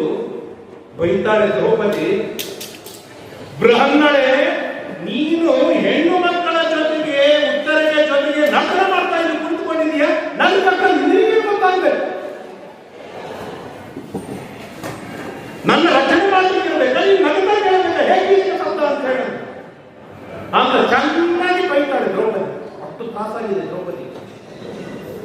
ಆಗ ಅರ್ಜುನ ಹೇಳ್ತಾನೆ, ನಿನ್ನ ತ್ರಾಸ ನನಗೆ ಗೊತ್ತು, ನನ್ನ ಕರ್ತವ್ಯ ಎಷ್ಟಿದೆ ನೀನು ಒಂದ್ಸಲ ನೋಡಿದ್ಯಾ, ನಾನು ತ್ರಿಧನ್ವಿ, 3 ಲೋಕದೊಳಗೆ ನನಗೆ ಸಮಾನವಾದ ಪರಾಕ್ರಮಿ ಯಾರಿಲ್ಲ ಅಂತ ಸ್ತ್ರೀ ವೇಷದೊಳಗೆ ನಾನಿದ್ದೇನೆ ಅಂದ್ಮೇಲೆ ನಿತ್ಯ ಈ ರೀತಿಯಾದ ಸಂಕಟವನ್ನು ನಾನು ಪಡ್ತಾ ಇದ್ದೇನೆ, ನನ್ನ ದುಃಖ ಕೇಳಲು ಯಾರಿದ್ದಾರೆ? ಇಲ್ಲಿ ಅಂದು ಕೀಚಕ ಸತ್ತಲ್ಲ, ಯಾರು ಸತ್ತರು, ಯಾರು ಸಂಹಾರ ಮಾಡಿದರು ಅಂತ ಕೇಳಿದಾಗ ದ್ರೌಪದಿ ಸೌಕಾಶವಾಗಿ ಜಯೇಶ ಸಂಹಾರವನ್ನು ಮಾಡಿದ ಅಂತ ಹೇಳ್ತಾಳೆ. ಅಲ್ಲಿಂದ ಹೋಗಿಬಿಡ್ತಾಳೆ. ಯಾರು ಜಯೇಶ? ಭೀಮಸೇನ ದೇವರು. ಜಯ ಧರ್ಮರಾಜ, ಜಯೇಶ ಭೀಮಸೇನ ದೇವರು, ವಿಜಯ ಅರ್ಜುನ. ಆದ್ರಿಂದಾಗಿ ಸಂಹಾರ ಮಾಡಿದ ಅಂತ ಹೇಳ್ತಾರೆ. ಅಲ್ಲಿಂದ ದ್ರೌಪದಿ ಹೋಗ್ತಾಳೆ. ದ್ರೌಪದಿ ಹೋದಾಗ ಸುದೇಶನಿಗೆ ಗಾಬರಿಯಾಯಿತು, ಕಣ್ಣೀರು ಇಡ್ತಾ ಇದ್ದಾಳೆ. ತಮ್ಮ ಸತ್ತು ಹೋಗಿದ್ದಾನೆ, ಅವಳಿಗೆ ಬಹಳ ದುಃಖವಾಗ್ತಾ ಇದೆ. ಎಲ್ಲರೂ ಹೋಗಿ ವಿರಾಟ್ ರಾಜನಿಗೆ ಸುದ್ದಿ ಮುಟ್ಟಿಸ್ತಾರೆ. ವಿರಾಟ್ ರಾಜ, ನಿನ್ನ ಭಾವನೆಯನ್ನ ಕೀಚಕ ಹೇಗೆ ಸಾಧ್ಯ ಇಲ್ಲ, ದ್ರೌಪದಿ ಮೇಲೆ ಕಣ್ಣಾಕಿ, ಸೈರಂಧ್ರಿಯ ಮೇಲೆ ಕಣ್ಣಾಕಿದ್ದಕ್ಕಾಗಿ ಪಂಚಗಂಧರ್ವರು ಬಂದು ಸಂಹಾರ ಮಾಡಿದ್ದಾರೆ. ಆ ಕೀಚಕನ ತಲೆ ಯಾವುದು, ಕಣ್ಣು ಯಾವುದು, ಮೂಗು ಯಾವುದು ಏನ್ ಗೊತ್ತಾಗ್ತಾ ಇಲ್ಲ. ಕೀಚಕ ಮಾತ್ರ ದೊಡ್ಡ ಮಾಂಸದ ಪಿಂಡವಾಗಿ ಬಿದ್ದಿದ್ದಾನೆ. ಅವನನ್ನು ಹೇಗಾದ್ರೂ ಮಾಡಿ ರಾತ್ರಿ ಅಪರ ಸಂಸ್ಕಾರವನ್ನು ಮಾಡಬೇಕು, ಅವನು ಸುಟ್ಟು ಹಾಕಬೇಕು, ಮತ್ತೆ ನಿಮ್ಮ ಅನುಮತಿಯನ್ನು ಕೊಡು. ವಿರಾಟ ರಾಜ ಬಹಳ ವಿಚಾರ ಮಾಡಿಲ್ಲ. ಯಾಕೆ ಬಹಳ ಹೊತ್ತು ಜನ ಇಡಬಾರದು. ಯಾಕೆ ಇಡಬಾರದು ಅಂತಂದ್ರೆ, ಮಾಡಿದ ಅಡಿಗೆ 3 ಗಂಟೆಯೊಳಗೆ ಊಟ ಮಾಡದೇ ಇದ್ದರೆ ಆ ಅಡಿಗೆ ಏನಾಗುತ್ತೆ? ಯಾತಯಾಮ. ಅದಕ್ಕೆ ಕನ್ನಡದಲ್ಲಿ ಏನಂತ ಕರೀತಾರೆ? ತಂಗಳು. ನಮಗೆಲ್ಲ ಬಹಳ ರುಚಿ, ನಮಗೆಲ್ಲ ಅಂದ್ರೆ ನನಗಲ್ಲ, ಅನೇಕರಿಗೆ ಬಹಳ ರುಚಿ. ಅವು 8 ದಿನದ ಭಕ್ತಿ ತಿಂದಾಗಲೇ ಅವ್ರಿಗೆ ಬಹಳ ತೃಪ್ತಿ ಆಗುತ್ತೆ. ಹಾಗೆಲ್ಲ ತಿನ್ನುವಾಗಿಲ್ಲ. ಈಗಂತೂ ಒಂದು ದೊಡ್ಡದಾದ ಟ್ರೆಂಡ್, ಗ್ಯಾಸ್ ಫ್ರಿಜ್ ಒಳಗೆ ಇಟ್ಟು ಮರುದಿವಸ ಬಿಸಿ ಮಾಡಿ ತಿನ್ನುವಂತದ್ದು ಒಂದು ಟ್ರೆಂಡ್. ಹಾಗೆಲ್ಲ ಇಲ್ಲ. 3 ಗಂಟೆಯೊಳಗೇನೆ ಅದನ್ನು ನಾವು ಊಟ ಮಾಡಿ ಮುಗಿಸ್ಬೇಕು. ಅದೇ ರೀತಿಯಾಗಿ 3 ಗಂಟೆಯೊಳಗೆ ದೇಹ ಸಂಸ್ಕಾರವಾಗಲೇ ಇದೆ, ಅದು ಸುಟ್ಟ ಹಾಗೆ ಆಗತ್ತೆ ಹೊರತು 3 ಗಂಟೆಯೊಳಗೆ ಸಂಹಾರವನ್ನು ಎಂದರೆ ಅದನ್ನು ನಾಶ ಮಾಡಿ ಹಾಕಿದಾಗ ಅದು ಜೀವನ ಯಜ್ಞದ ಅವಭೃತ ಎಂದಾಗತ್ತೆ. ಆದ್ರಿಂದಾಗಿ ಬೇಗ ಸುಟ್ಟು ಹಾಕಿದೆ ಅಂತ ಹೇಳಿದ್ರು. ಸುಟ್ಟು ಹಾಕಲಿಕ್ಕೆ ಆಜ್ಞೆಯನ್ನು ಕೊಟ್ಟಾಗ ಅವನ ತಮ್ಮಂದಿರು 100 ಜನ ಅವರು ವಿಚಾರವನ್ನು ಮಾಡ್ತಾರೆ.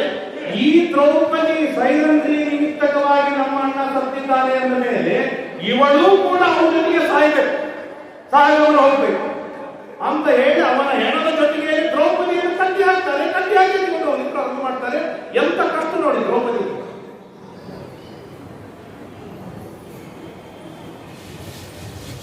ಶ್ರೀ ಶ್ರೀ ಸತ್ಯಾತ್ಮತೀರ್ಥ ಶ್ರೀಪಾದಂಗಳವರಿಗೆ ಅಭಿನವ ರಘುತ್ತಮರಿಗೆ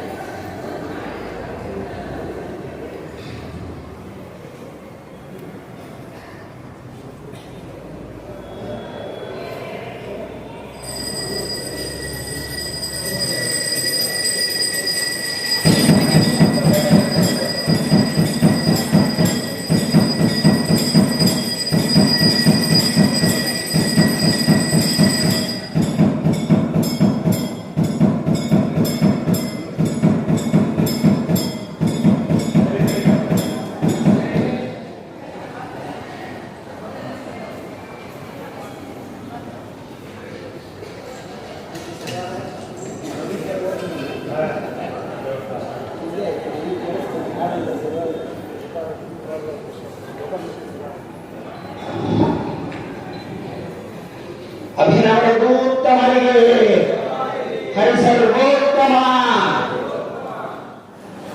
ಉತ್ತರಾದಿ ಮಠಾಧೀಶರಿಗೆ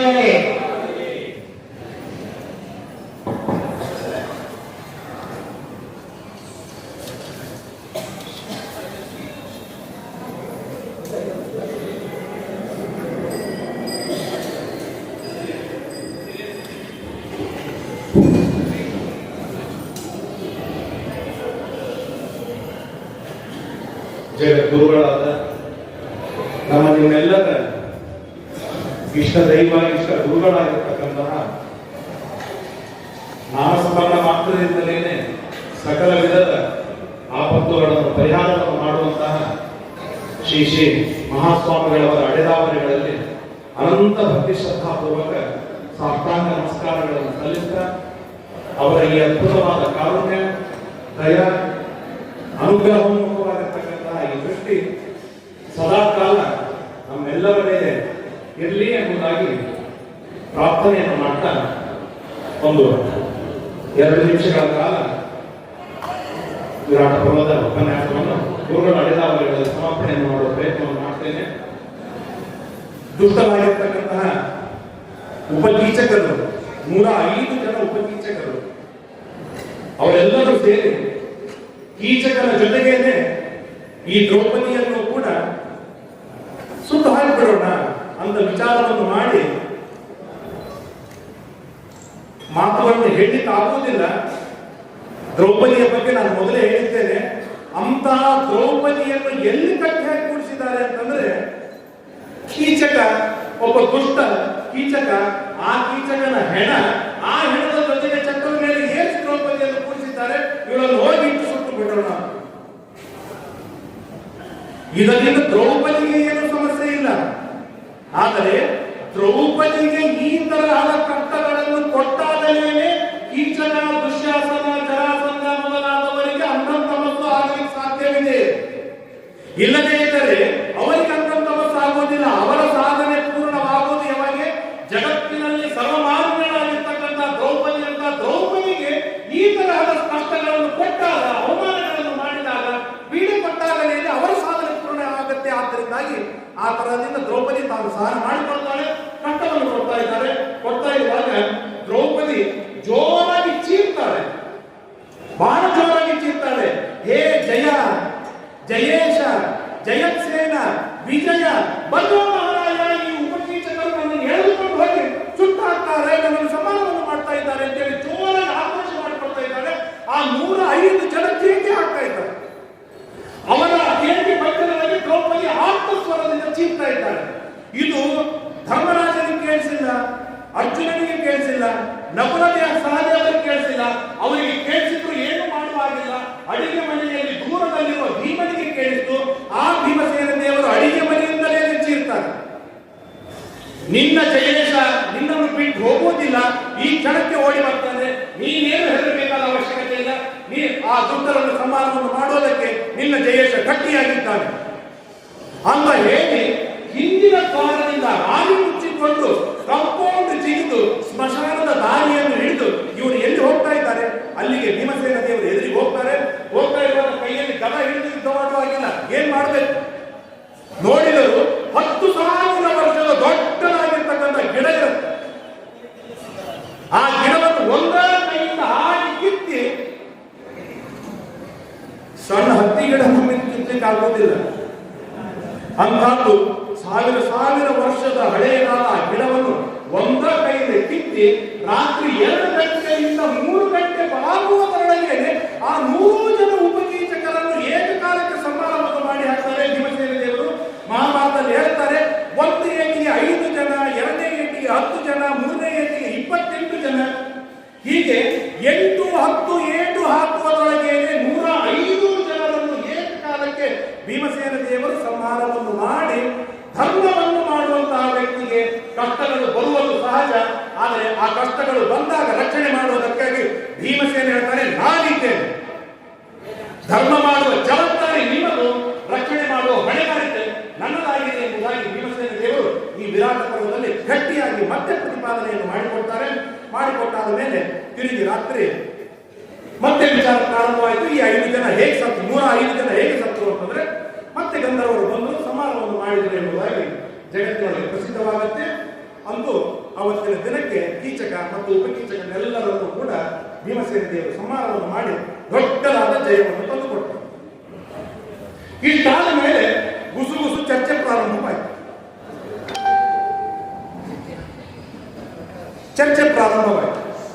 ಏನ್ ಚರ್ಚೆ ಅಂತಂದ್ರೆ, ಈ ಕೀಚಕರನ್ನು ಸಂಹಾರವನ್ನು ಮಾಡಿದ್ದು ಯಾರು ಮೊದಲನೇದು. ಎರಡನೇದು, 11 ತಿಂಗಳು ಮುಗಿತು, 11.5 ತಿಂಗಳು ಆಯಿತು, ಇನ್ನು ಉಳಿದದ್ದು ಕೇವಲ 15 ದಿನ. ಈ ಪಾಂಡವರು ಸಿಕ್ಕಿಲ್ಲ, ಎಲ್ಲಿ ಹೋಗಿದ್ದಾರೆ ಈ ಪಾಂಡವರು? ದುರ್ಯೋಧನಿಗೆ ಟೆನ್ಷನ್. ಯಾಕೆ? ಈ 13 ವರ್ಷಗಳು ಕಳೆದ ಪಾಂಡವರು ಏನಾದರೂ ನಾಳೆ ಬಂದರು ಅಂತಾದರೆ ನಮ್ಮನ್ನು ಉಳಿಸುವುದಿಲ್ಲ. ಅಷ್ಟರೊಳಗೆ ಪಾಂಡವರನ್ನು ಹುಡುಕಬೇಕು ಮತ್ತು 12 ವರ್ಷದ ವನವಾಸ, 1 ವರ್ಷದ ಅಜ್ಞಾತವಾಸಕ್ಕೆ ಹೇಗಾದರೂ ಮಾಡಿ ಕಳಿಸಬೇಕು, ಬೇಗ ಬೇಗ ಹುಡುಕಿಕೊಂಡು ಬನ್ನಿ ಅಂತ ಹೇಳಿ ಆದೇಶವನ್ನು ಮಾಡ್ತಾನೆ. ಆದೇಶವನ್ನು ಮಾಡ್ತಾ ಇರುವಾಗ ಕರ್ಣ ಎದ್ದು ನಿಂತು ಮಾತಾಡ್ತಾನೆ. ಕರ್ಣನ ಬಗ್ಗೆ ತುಂಬಾ ಅಭಿಮಾನ ಅನೇಕರಿಗೆ. ಆದರೆ ಪ್ರತಿಯೊಂದು ವಿಷಯಗಳಲ್ಲೂ ಕರ್ಣ ಒಂದು ಅರ್ಥದೊಳಗೆ ವಿಫಲನಾದರು. ಕರ್ಣನ ಹತ್ರ ಒಂದು ಗಟ್ಟುಮುಟ್ಟಾದ ಜಾಸೂಸಿ ಟೀಮೇ ಇರುವುದಿಲ್ಲ. ಕರ್ಣ ಹೇಳ್ತಾನೆ ಎದ್ದು ನಿಂತು, ಏನಿಲ್ಲ, ಆ 12 ವರ್ಷದ ವನವಾಸದೊಳಗೆ ಹುಲಿ, ಸಿಂಹ, ಮೃಗ, ಕರಡಿ ಯಾವುದೋ ತಾಯಿಯೊಳಗೆ ಬಿದ್ದು, ಬಾಯಿಯೊಳಗೆ ಬಿದ್ದು ಈ ಪಾಂಡವರು ಸತ್ತು ಹೋಗಿದ್ದಾರೆ, ಈ ಪಾಂಡವರು ಬದುಕಿಲ್ಲ. ಆದ್ರಿಂದಾಗಿ ದುರ್ಯೋಧನ, ನೀನ್ ಟೆನ್ಷನ್ ಮಾಡಿಕೊಳ್ಳಬೇಕಾದ ಅವಶ್ಯಕತೆ ಇಲ್ಲ, ಏನು ವಿಚಾರವನ್ನು ಮಾಡಲಿಕ್ಕೆ ಹೋಗಬೇಡ, ಪಾಂಡವರು ಸತ್ತೋಗಿದ್ದಾರೆ ಅಂತ ಸ್ಟೇಟ್ಮೆಂಟೇ ಕೊಟ್ಬಿಟ್ಟ. ಪಾಂಡವ ಅಂದ್ರೆ ಎಷ್ಟು ವೀಕ್ ಮನುಷ್ಯ ಕರ್ಣ ಅಂತಂದ್ರೆ, ವನವಾಸದೊಳಗೆ 1,00,000 ಜನರಿಗೆ ಊಟಕ್ಕೆ ಹಾಕುವ ದೊಡ್ಡ ಗಡಿಬಿಡಿ ಗದ್ದಲದೊಳಗಿರುವ ಪಾಂಡವರು ಬದುಕಿದ್ದಾರೋ ಸತ್ತಿದ್ದಾರೋ ಅನ್ನೋದು ಆ ಕರ್ಣನಿಗೆ ಗೊತ್ತಿಲ್ಲ. ಅಷ್ಟರ ಮಟ್ಟಿಗೆ ಅವರು ತನ್ನ ಜಾಗೃತಿಯಿಂದ ವಿಫಲನಾಗಿರ್ತಾನೆ, ಅಷ್ಟು ಹಿನ್ನಡೆ ಅಡಗಿರ್ತಾನೆ ಕರ್ಣ. ಆದರೆ ಇವತ್ತಿನ ದಿನದೊಳಗೆ ಕರ್ಣ ಇನ್ನೊಬ್ಬ ಹೀರೋ. ಕರ್ಣನ ಬಗ್ಗೆ ಸಾಕಷ್ಟು ಮಾತಾಡಬಹುದು, ಆದರೆ ಈಗ ಶ್ರೀಗಳವರ ಅನುಗ್ರಹ ಸಂದೇಶವಿದೆ. ಆದ್ದರಿಂದಾಗಿ ಆಗ ಭೀಷ್ಮಾಚಾರ್ಯರು 1-2 ಮಾತುಗಳನ್ನು ಹೇಳ್ತಾರೆ, ಬಹಳ ಅದ್ಭುತವಾದದ್ದು. ಆ 2 ಮಾತುಗಳನ್ನು ತಿಳಿಯುವ ಪ್ರಯತ್ನವನ್ನು ಮಾಡ್ತೇನೆ. ಕರ್ಣ ಇಷ್ಟು ಹೇಳಿದಾಗ ಭೀಷ್ಮಾಚಾರ್ಯ ಎದುರಿರ್ತಾರೆ. ಭೀಷ್ಮಾಚಾರ್ಯ ಹೇಳ್ತಾರೆ, ತತಶಾಂತನವೋ ಧೀಮಾನ್ ಭಾರತಾನಾಂ ಪಿತಾಮಹ. ಕರ್ಣ, ಮೊದಲಿನಿಂದೂ ನಿನಗೆ ನಾನು ಬುದ್ಧಿ ಇಲ್ಲ ಅಂತ ಹೇಳ್ತಾ ಬಂದಿದ್ದೇನೆ, ಮತ್ತು ನಿನಗೆ ಬುದ್ಧಿ ಇಲ್ಲ ಅಂತ ಪ್ರತಿಪಾದನೆ ಮಾಡಿಕೊಟ್ಬಿಟ್ಟಿದ್ದೀನಿ ನನಗೆ. ಯಾಕೆ ಅಂತಂದ್ರೆ, ಯಾರು ಶ್ರುತತತ್ವೋಪ ಸಂಪನ್ನರಾಗಿದ್ದಾರೆ, ಬಹುಶ್ರುತರಾಗಿದ್ದಾರೆ, ತಮ್ಮ ಶೀಲದಿಂದ ಸಮೃದ್ಧವಾಗಿದ್ದಾರೆ, ಅಂತಹ ಪಾಂಡವರು ಎಂದಿಗೂ ಸರಳವಾಗಿ ನಾಶವಾಗುವುದಿಲ್ಲ. ನಮ್ಮ ಆಚಾರ ವಿಚಾರಗಳಲ್ಲಿ ಎಷ್ಟು ನಾವು ಕಡಿಮೆ ಮಾಡ್ತೇವೆ ಅಷ್ಟು ಆಯುಷ್ಯ ಕಡಿಮೆಯಾಗುತ್ತಾ ಬರುತ್ತೆ. ನಮ್ಮ ಆಚಾರ ವಿಚಾರಗಳು ಎಷ್ಟು ಪರಿಪೂರ್ಣವಾಗಿರುತ್ತದೆ ಅಷ್ಟು ಅವರ ಪೂರ್ಣವಾದ ಆಯುಷ್ಯ ಬರುತ್ತೆ. ಆದ್ದರಿಂದಾಗಿ ಈ ಪಾಂಡವರ ಶುದ್ಧ ವೃತ್ತದೊಳಗೆ ಸ್ವಲ್ಪವೂ ಕಾಂಪ್ರಮೈಸ್ ಮಾಡಿಕೊಂಡವರಲ್ಲ. ಆದ್ದರಿಂದ ಇಷ್ಟು ಸುಲಭ ರೀತಿಯೊಳಗೆ ನೀನು ಹೇಳಿದಾಗೆ ಅವರು ಸಾಯುವವರಲ್ಲ, ಅವರು ಸತ್ತಿಲ್ಲ. ಗಟ್ಟಿಯಾಗಿ ತಿಳ್ಕೊ. ಯಾಕೆ? ಸರ್ವಲಕ್ಷಣ ಸಂಪನ್ನ ಸಾಧುವೃತ್ತ ಸಮನ್ವಿತಾಃ ವೃದ್ಧಾನುಶಾಸನೆ ಯತ್ತಾಃ ಸತ್ಯಧರ್ಮಪರಾಯಣಾಃ ಸಮಯಸ್ಯಾಸ್ತೆ ಕಾಲಯಂತಃ ಶುಭವೃತಾಃ ನ ವಿಷೀದಂತಿತೆ ಪಾರ್ಥಾಃ ಉದ್ವಹಂತ ಸತಾಂ ಧುರಂ. ಇಷ್ಟೆಲ್ಲ ಗುಣಗಳಿಂದ ಸಂಪನ್ನನಾದಂತಹ ವ್ಯಕ್ತಿ ಎಂದಿಗೂ ಸಾಯ್ತಾನೆ, ತನ್ನ ಆಯುಷ್ಯ ಮುಗಿಯೋದರೊಳಗೆ ಸಾಯ್ತಾನೆ ಅಂತನ್ನೋದು ನಾನು ಒಪ್ಪುವುದಿಲ್ಲ, ಶಾಸ್ತ್ರವೂ ಒಪ್ಪುವುದಿಲ್ಲ. ಆದ್ದರಿಂದಾಗಿ ಪಾಂಡವರಿಗೆ ಏನೂ ಆಗಿಲ್ಲ. ಇದು ಗಟ್ಟಿಮುಟ್ಟಾಗಿ ತಿಳ್ಕೋ, ಇದು ಒಂದು. ಆಗ ದುರ್ಯೋಧನ ಗಟ್ಟಿಯಾಗಿ ಮಾತನಾಡಿದ. ಹಾಗಾದ್ರೆ ಪಾಂಡವರು ಎಲ್ಲಿದ್ದಾರೆ ಹೇಳಿ? ಇಷ್ಟು ಪಾಂಡವರ ಬಗ್ಗೆ ನಿಮಗೆ ಅಭಿಮಾನವಿದೆಯಲ್ಲ, ಪಾಂಡವರು ಎಲ್ಲಿದ್ದಾರೆ ಹೇಳಿ? ಆಗ ಭೀಷ್ಮಾಚಾರ್ಯ ಎರಡು ಮಾತನ್ನು ಹೇಳ್ತಾರೆ. ನಾಗಯೋಗಿ ಮಹಾರಾಜ, ಯಾವ ದೇಶದೊಳಗೆ ಆದಿ ವ್ಯಾಧಿಗಳಿಲ್ಲ, ಆದಿ ಮಾನಸಿಕ ರೋಗ, ವ್ಯಾಧಿ ದೈಹಿಕ ರೋಗಗಳು, ಯಾರು ಮಾನಸಿಕ ರೋಗಗ್ರಸ್ತರು ದೈಹಿಕ ರೋಗಗ್ರಸ್ತರಾದವರು ಯಾವ ಪ್ರಾಂತದೊಳಗೆ ಯಾವ ದೇಶದಲ್ಲಿಲ್ಲ, ಅಲ್ಲಿ ಪಾಂಡವರಿದ್ದಾರೆ, ಹೋಗಿ ಹುಡುಕು. ಪುರೇ ಜನಪದೇವಾನಿ ಯಕ್ಷರಾಜ ಯುಧಿಷ್ಠಿರ ದಾನಶೀಲೋ ಬಲಾನ್ಯಶ್ಚ ನಿರ್ಭೃತೋ ಹ್ರೀಂಶೇಷಕ ಪ್ರಿಯವಾಕ್ ಸತ್ಯವಾಕ್ ಶೂರಃ ಧರ್ಮಶೀಲೋ ಜಿತೇಂದ್ರಿಯಃ ಭ್ರಷ್ಟಃ ಪುಷ್ಟಃ ಶುಚಿರ್ದಕ್ಷಃ ಯತ್ರ ರಾಜ ಯುಧಿಷ್ಠಿರ. ಎಲ್ಲಿ ರಾಜ ಯುಧಿಷ್ಠಿರ ಇರ್ತಾನೆ ಅಲ್ಲಿ ರೋಗಿಗಳು ಇರೋದಿಲ್ಲ, ಭ್ರಷ್ಟಪುಟ್ಟರಾದವರು ಇರ್ತಾರೆ, ಆಲಸಿಗಳು ಇರುವುದಿಲ್ಲ, ಅಲ್ಲಿ ಸಾಧನೆಗೆ ಉದ್ಯುಕ್ತರಾದವರು ಇರ್ತಾರೆ. ಅಂತಹ ಜನ ಸಮುದಾಯ ಏನಿರ್ತದೆ ಅಲ್ಲಿ ಪಾಂಡವರು ಇರ್ತಾರೆ, ಹೋಗಿ ಹುಡುಕು, ನೀವು ಸಿಗ್ತಾರೆ, ಏನು ವಿಚಾರವಿಲ್ಲ. ನಾಸೂಯಕ, ಇನ್ನೊಬ್ಬರನ್ನು ನೋಡಿ ಅಸೂಯ ಪಡದೆ ಇರುವವರಿಗೆ ಎಲ್ಲಿದ್ದಾರೆ ನೋಡು, ಅಲ್ಲಿ ಪಾಂಡವರಿದ್ದಾರೆ. ಸಾಮಾನ್ಯವಾಗಿ ಮನುಷ್ಯರ ಸ್ವಭಾವ ಅಸೂಯ ಪಡುವುದು. ಅಸೂಯ ಪಡುವುದು ಎಲ್ಲಿ? ತನಗಿಂತಲೂ ಚಿಕ್ಕವರಲ್ಲಿ ಹೇಳಿದ್ರು ಯಾರು ಅಸೂಯ ಪಡುವುದಿಲ್ಲ. ಅಸೂಯ ಪಡುವುದು ಅಂತ ಅನ್ನೋದು ಏನಿದೆ ಅದು ತನಗಿಂತಲೂ ಹಿರಿಯರಲ್ಲಿ ಅಸೂಯ ಪಡುವುದಿರ್ತದೆ. ಆ ತರಹದ ದುರ್ಧರವಾದ ಪ್ರಸಂಗ ಎಲ್ಲಿಲ್ಲ ಅಲ್ಲಿ ಪಾಂಡವರಿದ್ದಾರೆ. ಬ್ರಹ್ಮಘೋಷಾಶ್ಚ, ಎಲ್ಲಿ ವೇದದ ಉಚ್ಚಾರಣೆ ಗಟ್ಟಿಯಾಗಿ ನಡೀತಾ ಇದೆ ಅಲ್ಲಿ ಪಾಂಡವರಿರ್ತಾರೆ, ಹೋಗಿ ಹುಡುಕು, ಆ ಸ್ಥಳದಲ್ಲಿ ಹೋಗಿ ಪಾಂಡವರು ಗಟ್ಟಿಯಾಗಿ ಸಿಗ್ತಾರೆ. ಕರ್ತಮ, ನಾನಾ ತರಹದ ಯಜ್ಞ ಯಾಗಗಳು ಎಲ್ಲಿ ನಡೀತಾ ಇದೆ ಅಲ್ಲಿ ಪಾಂಡವರಿದ್ದಾರೆ, ನಾನು ಹೇಳ್ತೇನೆ, ಹೋಗಿ ಹುಡುಕು. ಯಾವ ಬ್ರಾಹ್ಮಣನ ಕೈ ಖಾಲಿಯಾಗಿಲ್ಲ, ಸಮೃದ್ಧವಾಗಿ ಕೈ ತುಂಬಿಕೊಂಡು ದಾನವನ್ನು ಪಡೆದುಕೊಂಡಿದ್ದಾರೆ ನೋಡು, ಅಲ್ಲಿ ಧಾರ್ಮಿಕರಾಗಿರ್ತಕ್ಕಂಥ ಪಾಂಡವರಿದ್ದಾರೆ, ಹೋಗಿ ಹುಡುಕು ಆ ದೇಶದೊಳಗೆ. ನಾನು ಹೇಳ್ತೇನೆ, ಪಾಂಡವರಲ್ಲಿದ್ದಾರೆ. ಏನ್ ಕಾನ್ಫಿಡೆಂಟ್ ನೋಡಿ ಭೀಷ್ಮಾಚಾರ್ಯರಿಗೆ. ಇದರ ಜೊತೆಗೆ ಧರ್ಮರಾಜನ ಒಂದು ಅದ್ಭುತವಾದ ವೈಭವ ಇರ್ತಾರೆ. ತಾನು ತನ್ನ ಚಕ್ರವರ್ತಿ ಎನ್ನುವ ಪದವಿಯಿಂದ ಈ ತರಹದ ದೇಶವನ್ನು ಆಳಿದವನು ಅಲ್ಲ ಧರ್ಮರಾಜ. ತನ್ನ ಸದ್ಗುಣವಂತಿಕೆಯಿಂದ, ತನ್ನ ಗುಣಗಳಿಂದಲೇ ದೇಶವನ್ನು ಆಳಿದವನು ಧರ್ಮರಾಜ, ಇದರೊಳಗೆ ಯಾವ ಸಂಶಯವಿಲ್ಲ. ಅದೇ ರೀತಿಯಾಗಿಯೇ ಈ ವಿರಾಜಮಾನರಾಗಿರ್ತಕ್ಕಂಥ ಮಹಾಸ್ವಾಮಿಗಳು ಅಷ್ಟೇ ತಮ್ಮ ಸದ್ಗುಣಗಳಿಂದ, ತಮ್ಮ ಸದ್ಗುಣವಂತಿಕೆಯಿಂದಲೇ ಈ ಜಗತ್ತಿನಲ್ಲಿ ಎಲ್ಲರಿಗೂ ನಮಗೆ ಬೇಕಾದಂತಹ ಮಹಾಗುರುಗಳಾಗಿದ್ದಾರೆ. ಇದು ಧರ್ಮವನ್ನು, ಜ್ಞಾನವನ್ನು ರೂಢಿಸಿಕೊಂಡಂತಹ ವ್ಯಕ್ತಿಯ ಅತ್ಯದ್ಭುತವಾಗಿರ್ತಕ್ಕಂಥ ವೈಭವ. ಇದು ಭೀಷ್ಮಾಚಾರ್ಯರು ಹೇಳ್ತಾರೆ. ನಚೋರಾಹ ನಚತಂತಾಶ್ಚ ನಮಾಧ ಭವಂತ್ಯುತ ನಾಶಕ್ತ ನಚತುಷ್ಟಾಶ್ಚ ಯತ್ರ ರಾಜ ಯುಧಿಷ್ಠಿರ.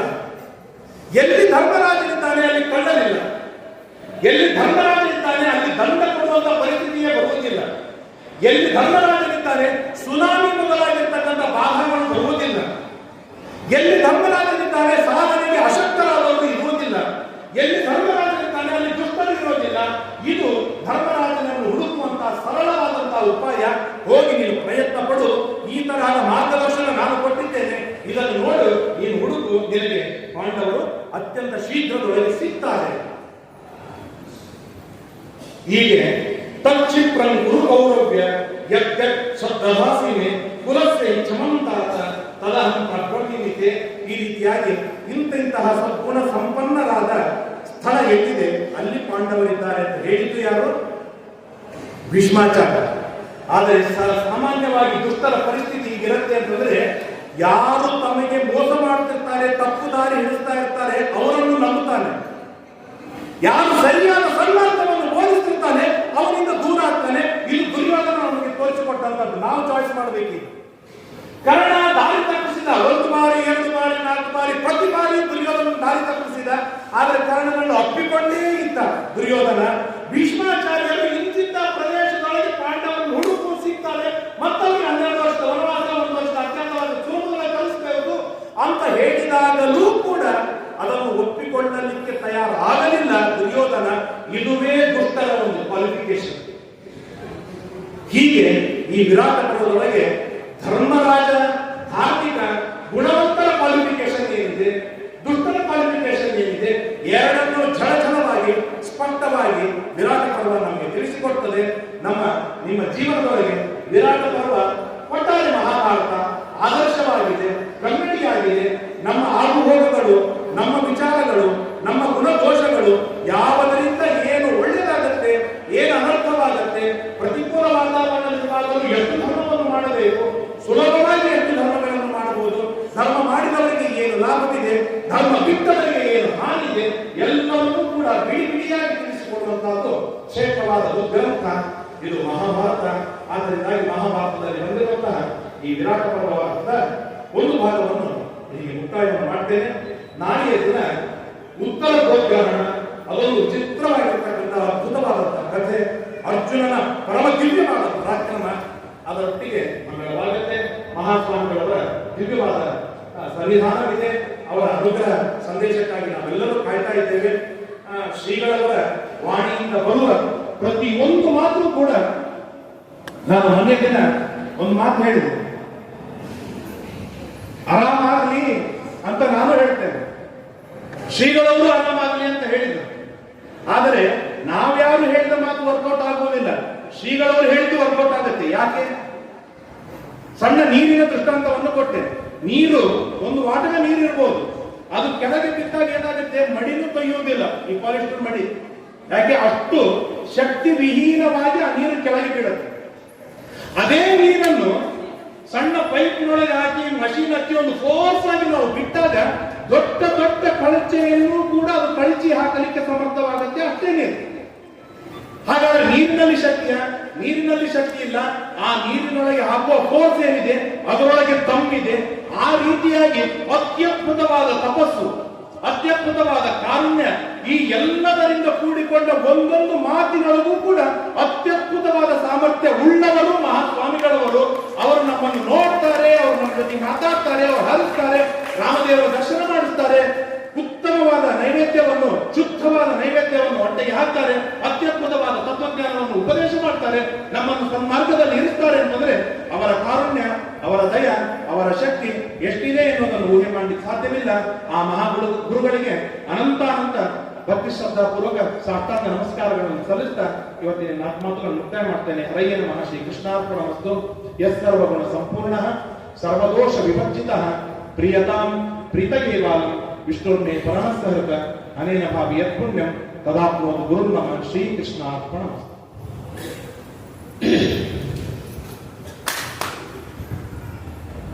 ಆಪಾದಮೂಲ ಪರ್ಯಂತಂ ಗುರುಣಾಂ ಆಕೃತಿಂ ಸ್ಮರೇತ್ ತೇನ ವಿಘ್ನಾಃ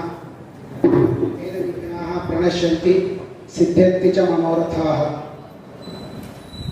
ಪರಮ ಪೂಜ್ಯ ಶ್ರೀಪಾದಂಗಳವರ ಅಡಿದಾವರೆಗಳಲ್ಲಿ ಅನಂತ ಭಕ್ತಿ ಶ್ರದ್ಧಾಪೂರ್ವಕವಾಗಿರುವಂತಹ ನಮಸ್ಕಾರಗಳನ್ನು ಸಲ್ಲಿಸುತ್ತಾ 3 ದಿವಸಗಳ ಕಾಲ ವಿರಾಟ್ ಪರ್ವದ ಈ ಉಪನ್ಯಾಸವನ್ನು ಮಾಡಿರುವ ಪಂಡಿತ ಗೋಪಾಲಾಚಾರ್ಯ ಸಿರಿವಾರ್ ಅವರಿಗೆ ಪೂಜ್ಯ ಶ್ರೀಪಾದಂಗಳವರು ಆಶೀರ್ವಾದ ಮಾಡ್ತಾ ಇದ್ದಾರೆ. ನಾಳೆ ಏಕಾದಶಿ ಆದ್ದರಿಂದ ಮಂತ್ರಾಕ್ಷತೆ ಇವತ್ತು ಅವರಿಗೆ ಕೊಟ್ಟು ಆಶೀರ್ವಾದ ಮಾಡ್ತಾ ಇದ್ದಾರೆ. ಈ ವಿರಾಟ ಪ್ರವಚನದ ಪ್ರೇರಕರು ಯಾರು ಅಂದರೆ ಪೂಜ್ಯ ಶ್ರೀಪಾದಂಗಳವರೇ. ಯಾಕೆ ಅನ್ನೋದಕ್ಕೆ ತಮಗೆಲ್ಲ ನಾನು ಪ್ರತ್ಯೇಕವಾಗಿ ಹೇಳೋ ಕಾರಣ ಇಲ್ಲ. ಮಳೆಗಾಲ ಬಂದಿದೆ, ಮೃಗ ಪ್ರವೇಶ ಆಗಿದೆ, ಫ್ಯಾನ್ ಹಚ್ಚೋದು ಬಿಟ್ಟಿಲ್ಲ. ಇನ್ನೂ ನಮಗೆ ಫ್ಯಾನ್ ಬೇಕು, ಕಾರಣ ಮಳೆ ಬಂದಿಲ್ಲ. ಅನೇಕ ಜನ ಪೂಜ್ಯ ಶ್ರೀಪಾದಂಗಳವರ ಹತ್ತಿರ ಅನೇಕ ವಿಜ್ಞಾನಿಗಳಿರಬಹುದು, ಎಲ್ಲರೂ ಬಂದು ಈಗಾಗಲೇ ಸೂಚನೆ ಕೊಟ್ಟಿದ್ದಾರೆ. ಈ ಬಾರಿ ಮಳೆ ತುಂಬಾ ಕಡಿಮೆ ಇದೆ, ಅದಕ್ಕಾಗಿ ಶ್ರೀಪಾದಂಗಳವರು ತಾವು ಏನಾದರೂ ಉಪಾಯ ಮಾಡಿ ಜಗತ್ತಿಗೆ ಕ್ಷೇಮ ಆಗುವಂತೆ ಅನುಗ್ರಹ ಮಾಡಬೇಕು ಅಂತ ಅನೇಕ ಜನ ಸೂಚನೆ ಕೊಟ್ಟಿದ್ದಾರೆ. ಆದರೆ ಒಂದು ವಿಷಯವನ್ನ ತಮಗೆಲ್ಲ ಗೊತ್ತಿದೆ, ಆದರೂ ಇನ್ನೊಮ್ಮೆ ನಾವು ನೆನಪು ಮಾಡಿಕೊಳ್ಳೋಣ. ಪರಮ ಪೂಜ್ಯ ಪ್ರಾತಸ್ಮರಣೀಯರಾಗಿರುವಂತಹ ಶ್ರೀ ಶ್ರೀ ಸತ್ಯಪ್ರಮೋತೀರ್ಥ ಶ್ರೀಪಾದಂಗಳವರ ಇನ್ನೊಂದು ಹೆಸರು ಏನಂದ್ರೆ ಮಳೆ ಸ್ವಾಮಿಗಳೇ ಅಂತ ಅವರ ಹೆಸರು. ಸತ್ತಿ ಊರೊಳಗೆ ಅಲ್ಲಿ ಅಲ್ಲಿರುವ ಭಕ್ತರು ಇನ್ನು ಬೇರೆ ಕಡೆಗೆ ಬಹಳ ಬರಗಾಲ ಬಂದಿದೆ ಅಂದ್ರೆ ಸ್ವಾಮಿಗಳವರು ಬಂದು ಬಿಟ್ರೆ ಸಾಕು, ಅವ್ರು ಬಂದು ರಾಮದೇವರ ಪೂಜೆ ಮಾಡಿದ್ರೆ ಸಾಕು, ನಮ್ಮಲ್ಲಿ 100% ಮಳೆ ಆಗ್ಲೇಬೇಕು, ಹಾಗೆ ಆಗ್ತದೆ ಅಂತ ಅದು ನಿಶ್ಚಿತ, ಅಷ್ಟು ಗಟ್ಟಿಯಾದ ವಿಶ್ವಾಸ. ಹೀಗಾಗಿ ಶ್ರೀಪಾದಗಳಲ್ಲಿ ಆ ಊರಿಗೆ ಯಾವಾಗ ಪಾದಾರ್ಪಣೆ ಮಾಡ್ತಾರೆ ಆಗ ಭವ್ಯವಾದ ಮಳೆ ಸುಭಿಕ್ಷೆ ಅಲ್ಲಿ ಆಗ್ತದೆ. ಇದಕ್ಕೆ ಕಾರಣ ಇನ್ನೊಂದು ವಿಷಯವನ್ನು ನಾವು ಭಾಗವತದಲ್ಲಿ ಕೇಳಬಹುದು. ಏನಂದ್ರೆ ಶ್ರೀಕೃಷ್ಣ ಪರಮಾತ್ಮ ಇನ್ನು ಕೃಷ್ಣ ಅಂತ ನಾಮಕರಣ ಆಗಿಲ್ಲ. ಯಾವಾಗ ವಸುದೇವ ತಾನು ಗೋಕುಲಕ್ಕೆ ಶ್ರೀಕೃಷ್ಣನನ್ನ ಕರೆದುಕೊಂಡು ಹೋಗಿ ಯಶೋಧ ಮಡಿಲಲ್ಲಿ ಮಲಗಿಸಿದ ಮೇಲೆ ಆಮೇಲೆ ಜಾತಕರ್ಮ ಇತ್ಯಾದಿ ಕೆಲಸ ಆಯಿತು. ಕೃಷ್ಣ ಬಂದ ಗೋಕುಲದಲ್ಲಿ ನಿಂತ. ಯಾವಾಗ ಕೃಷ್ಣನ ಸನ್ನಿಧಾನ ಗೋಕುಲದಲ್ಲಿ ಆಯಿತೋ ಆಗ ಭಾಗವತ ಹೇಳುತ್ತೆ ವ್ರಜ ಸರ್ವ ಸಮೃದ್ಧಿಮಾನ್ ಅಂತ ಹೇಳುತ್ತೆ. ಆ ಗೋಕುಲ ಸಮೃದ್ಧವಾಯಿತಂತೆ. ಎಲ್ಲ ಆಹಾರ, ಜನರಿಗೆಲ್ಲ ಒಳ್ಳೆ ಸುಖ, ಎಲ್ಲ ರೀತಿಯಾಗಿರುವಂತಹ ಅನುಕೂಲತೆ, ಕಾಲ ಕಾಲಕ್ಕೆ ವೃಷ್ಟಿ, ಒಳ್ಳೆ ಧಾನ್ಯ ಎಲ್ಲವೂ ಸಿಕ್ಕಿತು ಅಂತ ಈ ರೀತಿಯಾಗಿ ಭಾಗವತದಲ್ಲಿ ಹೇಳ್ತದೆ.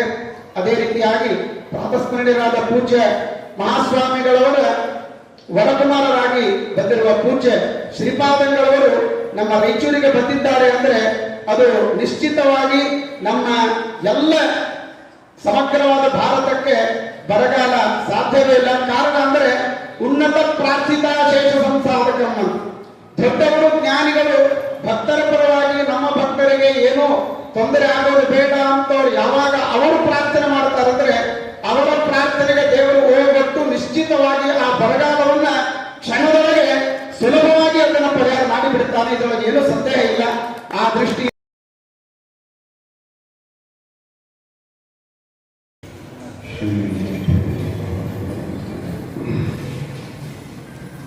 ಯತ್ಪದಂ ವೇದ ಸಂವೇದ್ಯಂ ಕಟಾಕ್ಷೇಣ ವಿವೀಕ್ಷಿತ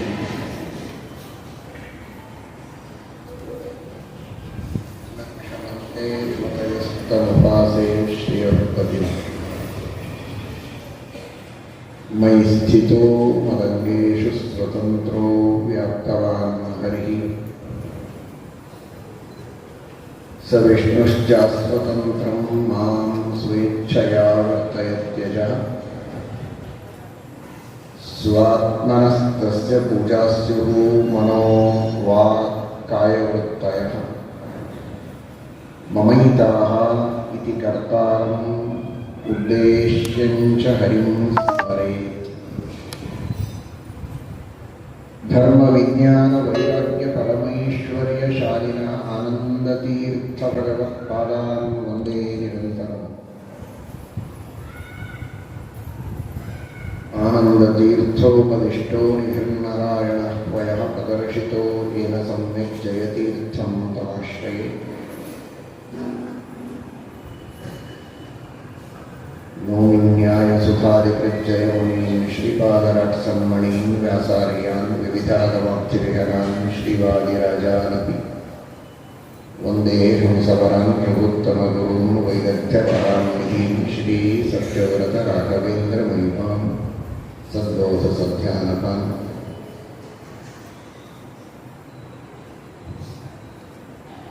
ಸತ್ಯನಾಥ ಗುರುಪಾದ ಯೋಧೀರೋ ನವಚಂದ್ರಿಕಾಂ ನವಾಮೃತ ಗದಾತೀರ್ಥ ತಾಂಡವಾನಿ ವಿಚೀಕ್ಲಪತ್. ನೈವೇದ್ಯಗ ವಿಷಂ ರಾಮೇ ವೀಕ್ಷತದ್ಭುಕ್ತಿಭಾತ್ ಗುರುಃ ಯೋದರ್ಶಯದ್ರವಿಂ ರಾತ್ರೌ ಸತ್ಯಬೋಧೋಸ್ತು ಮೇ ಉದಯ್. ಸತ್ಯಧೀರಕರಾಬ್ಜೋತ್ಥಃ ಜ್ಞಾನವೈರಾಗ್ಯಸಾಗರಃ ಸತ್ಯಜ್ಞಾನಾಖ್ಯಕರ್ಣಿಃ ಸ್ವಾಂತಧ್ವಾಂತಂ ನಿಪೃಂತತು. ಸತ್ಯಾಭಿಜ್ಞಕರಾಬ್ಜೋತ್ಥಾನ್ ಪಂಚಾಶದ್ವರ್ಷಪೂಜಕಾನ್ ಸತ್ಯಪ್ರಮೋದತೀರ್ಥಾರ್ಯಾನ್ ನೌಮಿನ್ಯಾಯ ಸುಧಾರತಾನ್.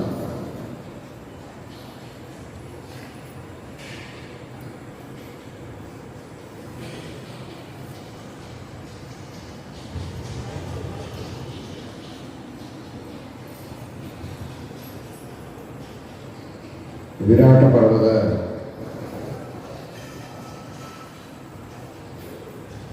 ಪ್ರವಚನವನ್ನು ನೀವು ಕೇಳ್ತಾ ಇದ್ದೀರಿ. ಪಾಂಡವರ ವಿಜಯದ ಗಾಥೆಯೇ ವಿರಾಟ ಪರ್ವ. ಶ್ರೀಮನ್ ಮಹಾಭಾರತದ ಸಾರಭಾಗ. ಮಹಾಭಾರತ ಇದೊಂದು ಕಲ್ಪವೃಕ್ಷ ಅಂತಾದರೆ ವಿರಾಟ ಪರ್ವ, ಉದ್ಯೋಗ ಪರ್ವಗಳು ಅದರ ಸಾರ ಅಂತ ಹೇಳಿದ್ದಾರೆ. ವೃಕ್ಷದೊಳಗಿನ ಸಾರ ಭಾಗ. ಯಾವ ಸಾರ ಇರೋದರಿಂದ ವೃಕ್ಷ ಚೆನ್ನಾಗಿ ಬೆಳೀತದೆ, ಫಲ ಪುಷ್ಪಗಳನ್ನು ಕೊಡುತ್ತದೆ. ಇದೊಂದು ಪಾರಿಜಾತ ವೃಕ್ಷ ಅಂದರೆ ಪುಷ್ಪಗಳನ್ನು ಕೊಡುತ್ತದೆ, ಅದರಲ್ಲಿ ಮಧು ಇದೆ. ಆ ಪುಷ್ಪಗಳನ್ನು ಕೊಡುವುದಕ್ಕೆ, ಮಧುವನ್ನು ಅದರೊಳಗೆ ತುಂಬುವುದಕ್ಕೆ ವೃಕ್ಷದಲ್ಲಿ ಒಂದು ಸಾರ ಶಕ್ತಿ ಇರಬೇಕಾಗ್ತದೆ. ಆ ಸಾರ ಅಂದರೆ ವಿರಾಟ ಪರ್ವ, ಉದ್ಯೋಗ ಪರ್ವಗಳು ಅಂತ. ವಿರಾಟ ಉದ್ಯೋಗ ಸಾರವಾನ್, ಮಹಾಭಾರತವೇ ಹೇಳುವ ಮಾತು. ಶ್ರೀಮದ್ ಆನಂದ ತೀರ್ಥ ಭಗವತ್ಪಾದಾಚಾರ್ಯರು ಗೀತಾ ಭಾಷ್ಯದಲ್ಲಿ ಆ ವಾಕ್ಯವನ್ನು ಉದಾಹರಣೆ ಮಾಡುತ್ತಾರೆ. ವಿರಾಟೋದ್ಯೋಗ ಸಾರವಾನ್. ಅದರಲ್ಲಿ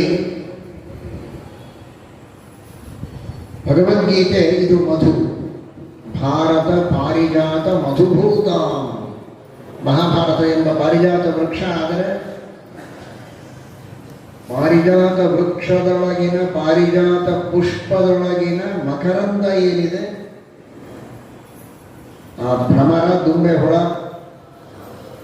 ಆ ಜೇನು ಹುಳ, ಅದರೊಳಗಿನ ಆ ಮಕರಂದವನ್ನು ಆಸ್ವಾದನ ಮಾಡಿ ತೆಗೆಯತ್ತಲ್ಲ, ಆ ತರಹದ ಮಹಾಭಾರತದ ಸಾರ ಸರ್ವಸ್ವ ಮಕರಂದ ಅಂದರೆ ಅದು ಭಗವದ್ಗೀತೆ. ಆದರೆ ಒಟ್ಟು ವೃಕ್ಷದೊಳಗಿನ ಸಾರ ಭಾಗ ಅಂದರೆ ವಿರಾಟ ಪರ್ವ, ಉದ್ಯೋಗ ಪರ್ವಗಳು ಎಂಬುದಾಗಿ ಶ್ರೀಮದಾಚಾರ್ಯರು ತಿಳಿಸಿಕೊಟ್ಟಿದ್ದಾರೆ. ಜೀವನದಲ್ಲಿ ತಾವು ತಮ್ಮತನವನ್ನು ತೋರಿಸಿಕೊಳ್ಳಬೇಕೆಂಬ ಹಪಾಪಿತನ ಇಲ್ಲದಂತೆ ತಾವು ಮಾಡುವ ಧರ್ಮ ಅನುಷ್ಠಾನ ಇವುಗಳ ಪ್ರಸಿದ್ಧಿ ಪ್ರಕಾಶ ಸಮಾಜದಲ್ಲಿ ಬರಬೇಕು ಅನ್ನುವುದನ್ನು ಬಯಸದೆ ತನ್ನ ಉದ್ಧಾರಕ್ಕಾಗಿ ತಾನು ಧರ್ಮವನ್ನು ಮಾಡುವಂತಹ ದೃಢವಾದ ಸಂಕಲ್ಪ ಹಾಗೂ ಸಹಜವಾದ ಪ್ರವೃತ್ತಿಗಳು ಮಾನವನಲ್ಲಿ ಬಂದಾಗ ಅವನ ಉದ್ಧಾರದ ದಾರಿಯಲ್ಲಿ, ಆಧ್ಯಾತ್ಮಿಕ ಪಯಣದಲ್ಲಿ ಸಾಕಷ್ಟು ಮುಂದೆ ಸಾಗ್ತಾ ಇದ್ದಾನೆ ಅಂತ ಅಭಿಪ್ರಾಯ. ಎಲ್ಲಿಯವರೆಗೆ ತಾನು ಮಾಡುವ ಅಲ್ಪ ಸ್ವಲ್ಪ ಧರ್ಮಗಳ ಪ್ರಕಾಶ, ಪ್ರಚಾರ, ಪ್ರಸಿದ್ಧಿ ಇವುಗಳು ಬೇಕು ಅನ್ನುವ ಅಪೇಕ್ಷೆ ಇದೆ, ಅಲ್ಲಿಯವರೆಗೆ ಅವನಿನ್ನೂ ಆಧ್ಯಾತ್ಮಿಕ ಮಾರ್ಗದಲ್ಲಿ ಬಹಳಷ್ಟು ಹಿಂದೆ ಇದ್ದಾನೆ ಅಂತ ಅರ್ಥ. ಈ ಸಂದೇಶವನ್ನು ನಮಗೆ ನೀಡಿದ್ದು ವಿರಾಟ ಪರ್ವ. ವಿರಾಟ ಪರ್ವದಲ್ಲಿ ಪಾಂಡವರು ಮಾಡಿದ್ದು ಅಜ್ಞಾತವಾಸ. ಪಾಂಡವರು ಯಾರು ಅನ್ನುವುದನ್ನು ಶ್ರೀಮದ್ ಆಚಾರ್ಯರು ಶ್ರೀಮನ್ ಮಹಾಭಾರತ ತಾತ್ಪರ್ಯ ನಿರ್ಣಯದಲ್ಲಿ ಹೇಳಿದ್ದಾರೆ.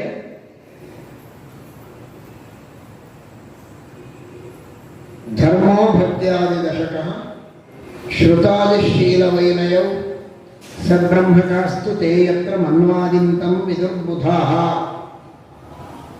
ಯುಧಿಷ್ಠಿರ ಧರ್ಮದ ಸ್ವರೂಪ, ಧರ್ಮಕ್ಕೆ ಅಭಿಮಾನಿ ದೇವತೆಯೂ ಹೌದು, ನಿರಂತರವಾಗಿ ಧರ್ಮವನ್ನು ಅನುಷ್ಠಾನದಲ್ಲಿಟ್ಟುಕೊಂಡಂತಹ ಧರ್ಮ ಮೂರ್ತಿಯೂ ಹೌದು.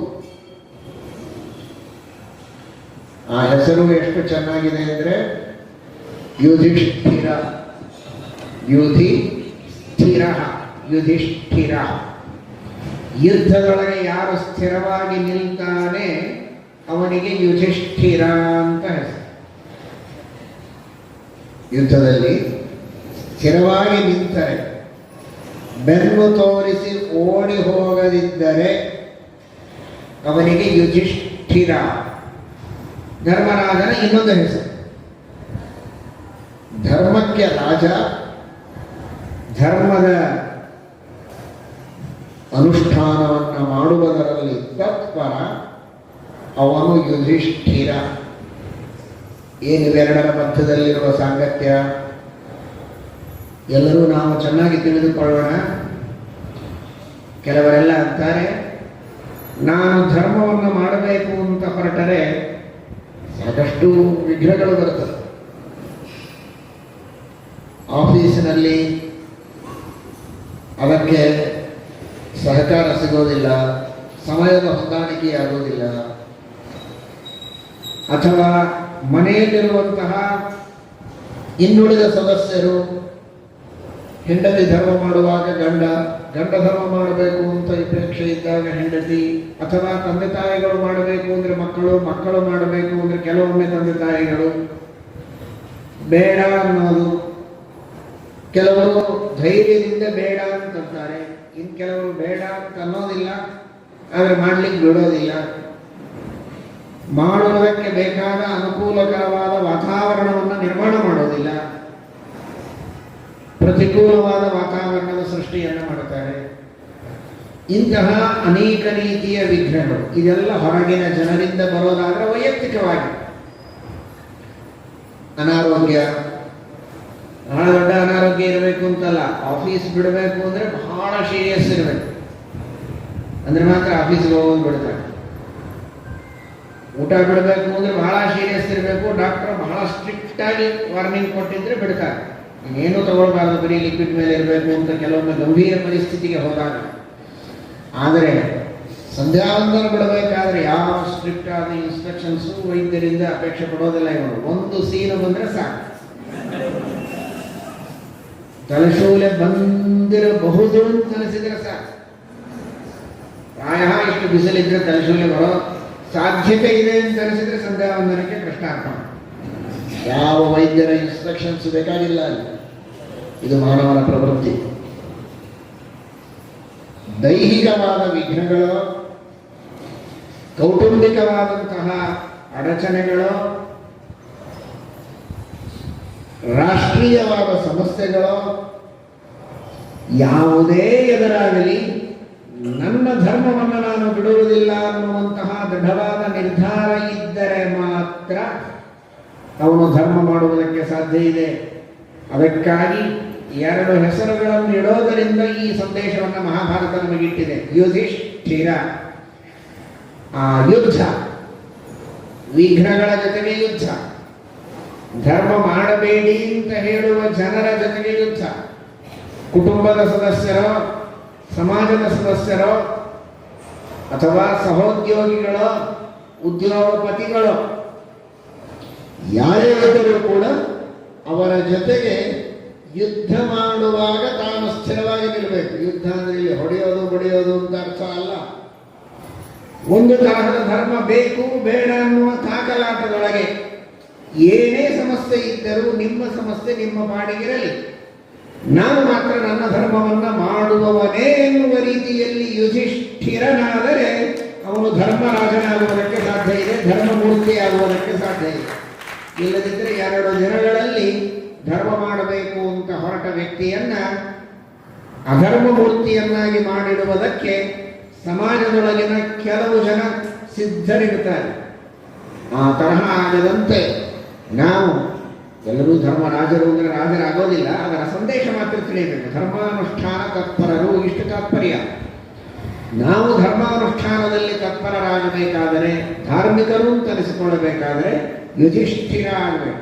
ಯುದ್ಧ ಬಂದಾಗ ಗಟ್ಟಿ ನಿಲ್ಲಬೇಕು. ಅಯ್ಯೋ ಏನೇನೋ ವಿಘ್ನಗಳು ಬರುತ್ತಪ್ಪ ಅಂತ ಓಡಿದರೆ, ಬೆನ್ನು ತೋರಿಸಿ ಪಲಾಯನ ಮಾಡಿದರೆ ಧರ್ಮ ಮಾಡಲಿಕ್ಕಾಗೋದಿಲ್ಲ ಎಂಬ ಸಂದೇಶವನ್ನು ಜಾಗತಿಕವಾಗಿ ನೀಡಿದಂತಹ ಗ್ರಂಥ ಅದು ಶ್ರೀಮನ್ ಮಹಾಭಾರತ. ಮಹಾಭಾರತದ ಉಪದೇಶಗಳಿಂದ, ಮಹಾಭಾರತದಲ್ಲಿ ಬರುವ ಚರಿತ್ರೆಗಳಿಂದ, ಮಹಾಭಾರತದಲ್ಲಿ ಬರುವ ಅನೇಕ ಪಾತ್ರಗಳ ದೊಡ್ಡದಾದಂತಹ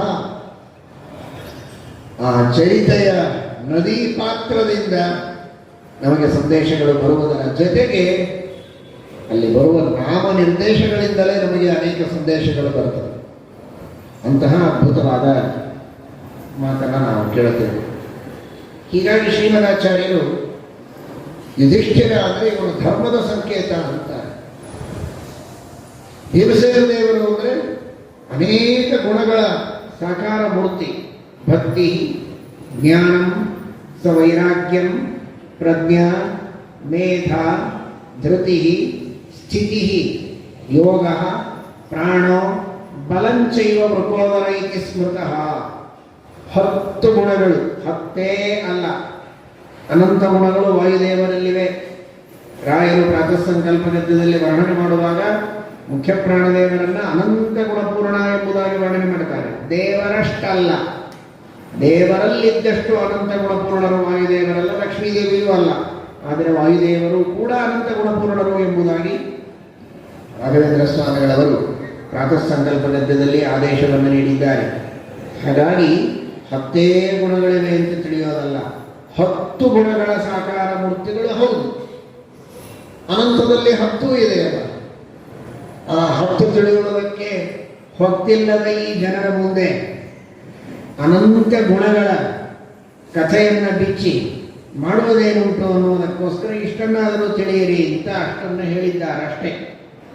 ಹಾಗಾಗಿ 10 ಗುಣಗಳ ಜ್ಞಾನಭಕ್ತಿ ವೈರಾಗ್ಯಾದಿ ಗುಣಗಳ ಸಾಕಾರ ಮೂರ್ತಿಗಳು ಅಂದರೆ ಭೀಮಸೇನರಿಗೆ. ಶಾಸ್ತ್ರಗಳ ಶ್ರವಣ, ಮೀಮಾಂಸಾ ಯುಕ್ತಿಗಳಿಂದ, ಲಾಜಿಕ್ಕಿನಿಂದ ಶಾಸ್ತ್ರದ ವಿಷಯಗಳನ್ನು ಅತ್ಯಂತ ದೃಢಪಡಿಸಿಕೊಳ್ಳುವ ಮನನ ಹಾಗೂ ತಾನು ತಿಳಿದ ಆ ಭಗವಂತನ ಮಹಿಮೆಯನ್ನು, ಗುಣವನ್ನು ಏಕಾಗ್ರ ಮನಸ್ಸಿನಿಂದ ಧ್ಯಾನ ಮಾಡುವಂತಹ ರೀತಿ ನಿಧಿಧ್ಯಾಸ. ಈ ಶ್ರವಣ ಮನನ ನಿಧಿಧ್ಯಾಸನಗಳ ಪ್ರತೀಕನೇ ಅರ್ಜುನ. ಶುದ್ಧವಾದ ಚಾರಿತ್ರ್ಯ, ಅತ್ಯಂತ ಶುದ್ಧವಾಗಿರುವಂತಹ ಸಚ್ಚಾರಿತ್ರ್ಯ ಏನಿದೆ ಅದು ನಕುಲ. ಸಹದೇವ ವಿನಯದ ಪ್ರತೀಕ. ತಂದೆ, ತಾಯಿ, ಗುರುಗಳು, ಹಿರಿಯರು, ಮಹಾತ್ಮರು ಜ್ಞಾನದಿಂದಲೋ, ಕರ್ಮದಿಂದಲೋ, ವಯಸ್ಸಿನಿಂದಲೋ, ಶೀಲದಿಂದಲೋ, ತಪಸ್ಸಿನಿಂದಲೋ ಹಿರಿಯರು ಕಲಿಸಿಕೊಂಡವರಿರ್ತಾರೆ. ವಯಸ್ಸು ಒಂದೇ ಅಲ್ಲ, ವಿವಿಧ ಕಾರಣಗಳಿಗಾಗಿ ಹಿರಿಯರು ಕಲಿಸಿಕೊಂಡವರಿರ್ತಾರೆ.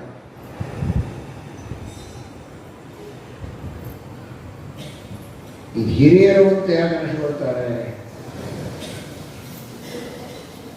ಏನಾದರೂ ಗುಣಗಳಿದ್ರೆ ಅವರನ್ನು ಹಿರಿಯರು ಅಂತ ಕರೀತಾರೆ. ವಯಸ್ಸಿನಿಂದಲೂ ಒಂದು ಅನುಭವ ಬರ್ತದೆ, ತಪಸ್ಸಿನಿಂದಲೂ ಒಂದು ವೈಶಿಷ್ಟ್ಯ ಬರ್ತದೆ, ಜ್ಞಾನದಿಂದ ಒಂದು ತರಹದ ಉತ್ತಮತೆ. ಅಂತೂ ಏನಾದರೊಂದು ಗುಣ ಇರಬೇಕು. ಗುಣದ ಗಣಿಯಾದರೆ ಅವನು ಹಿರಿಯ ಅಂತ.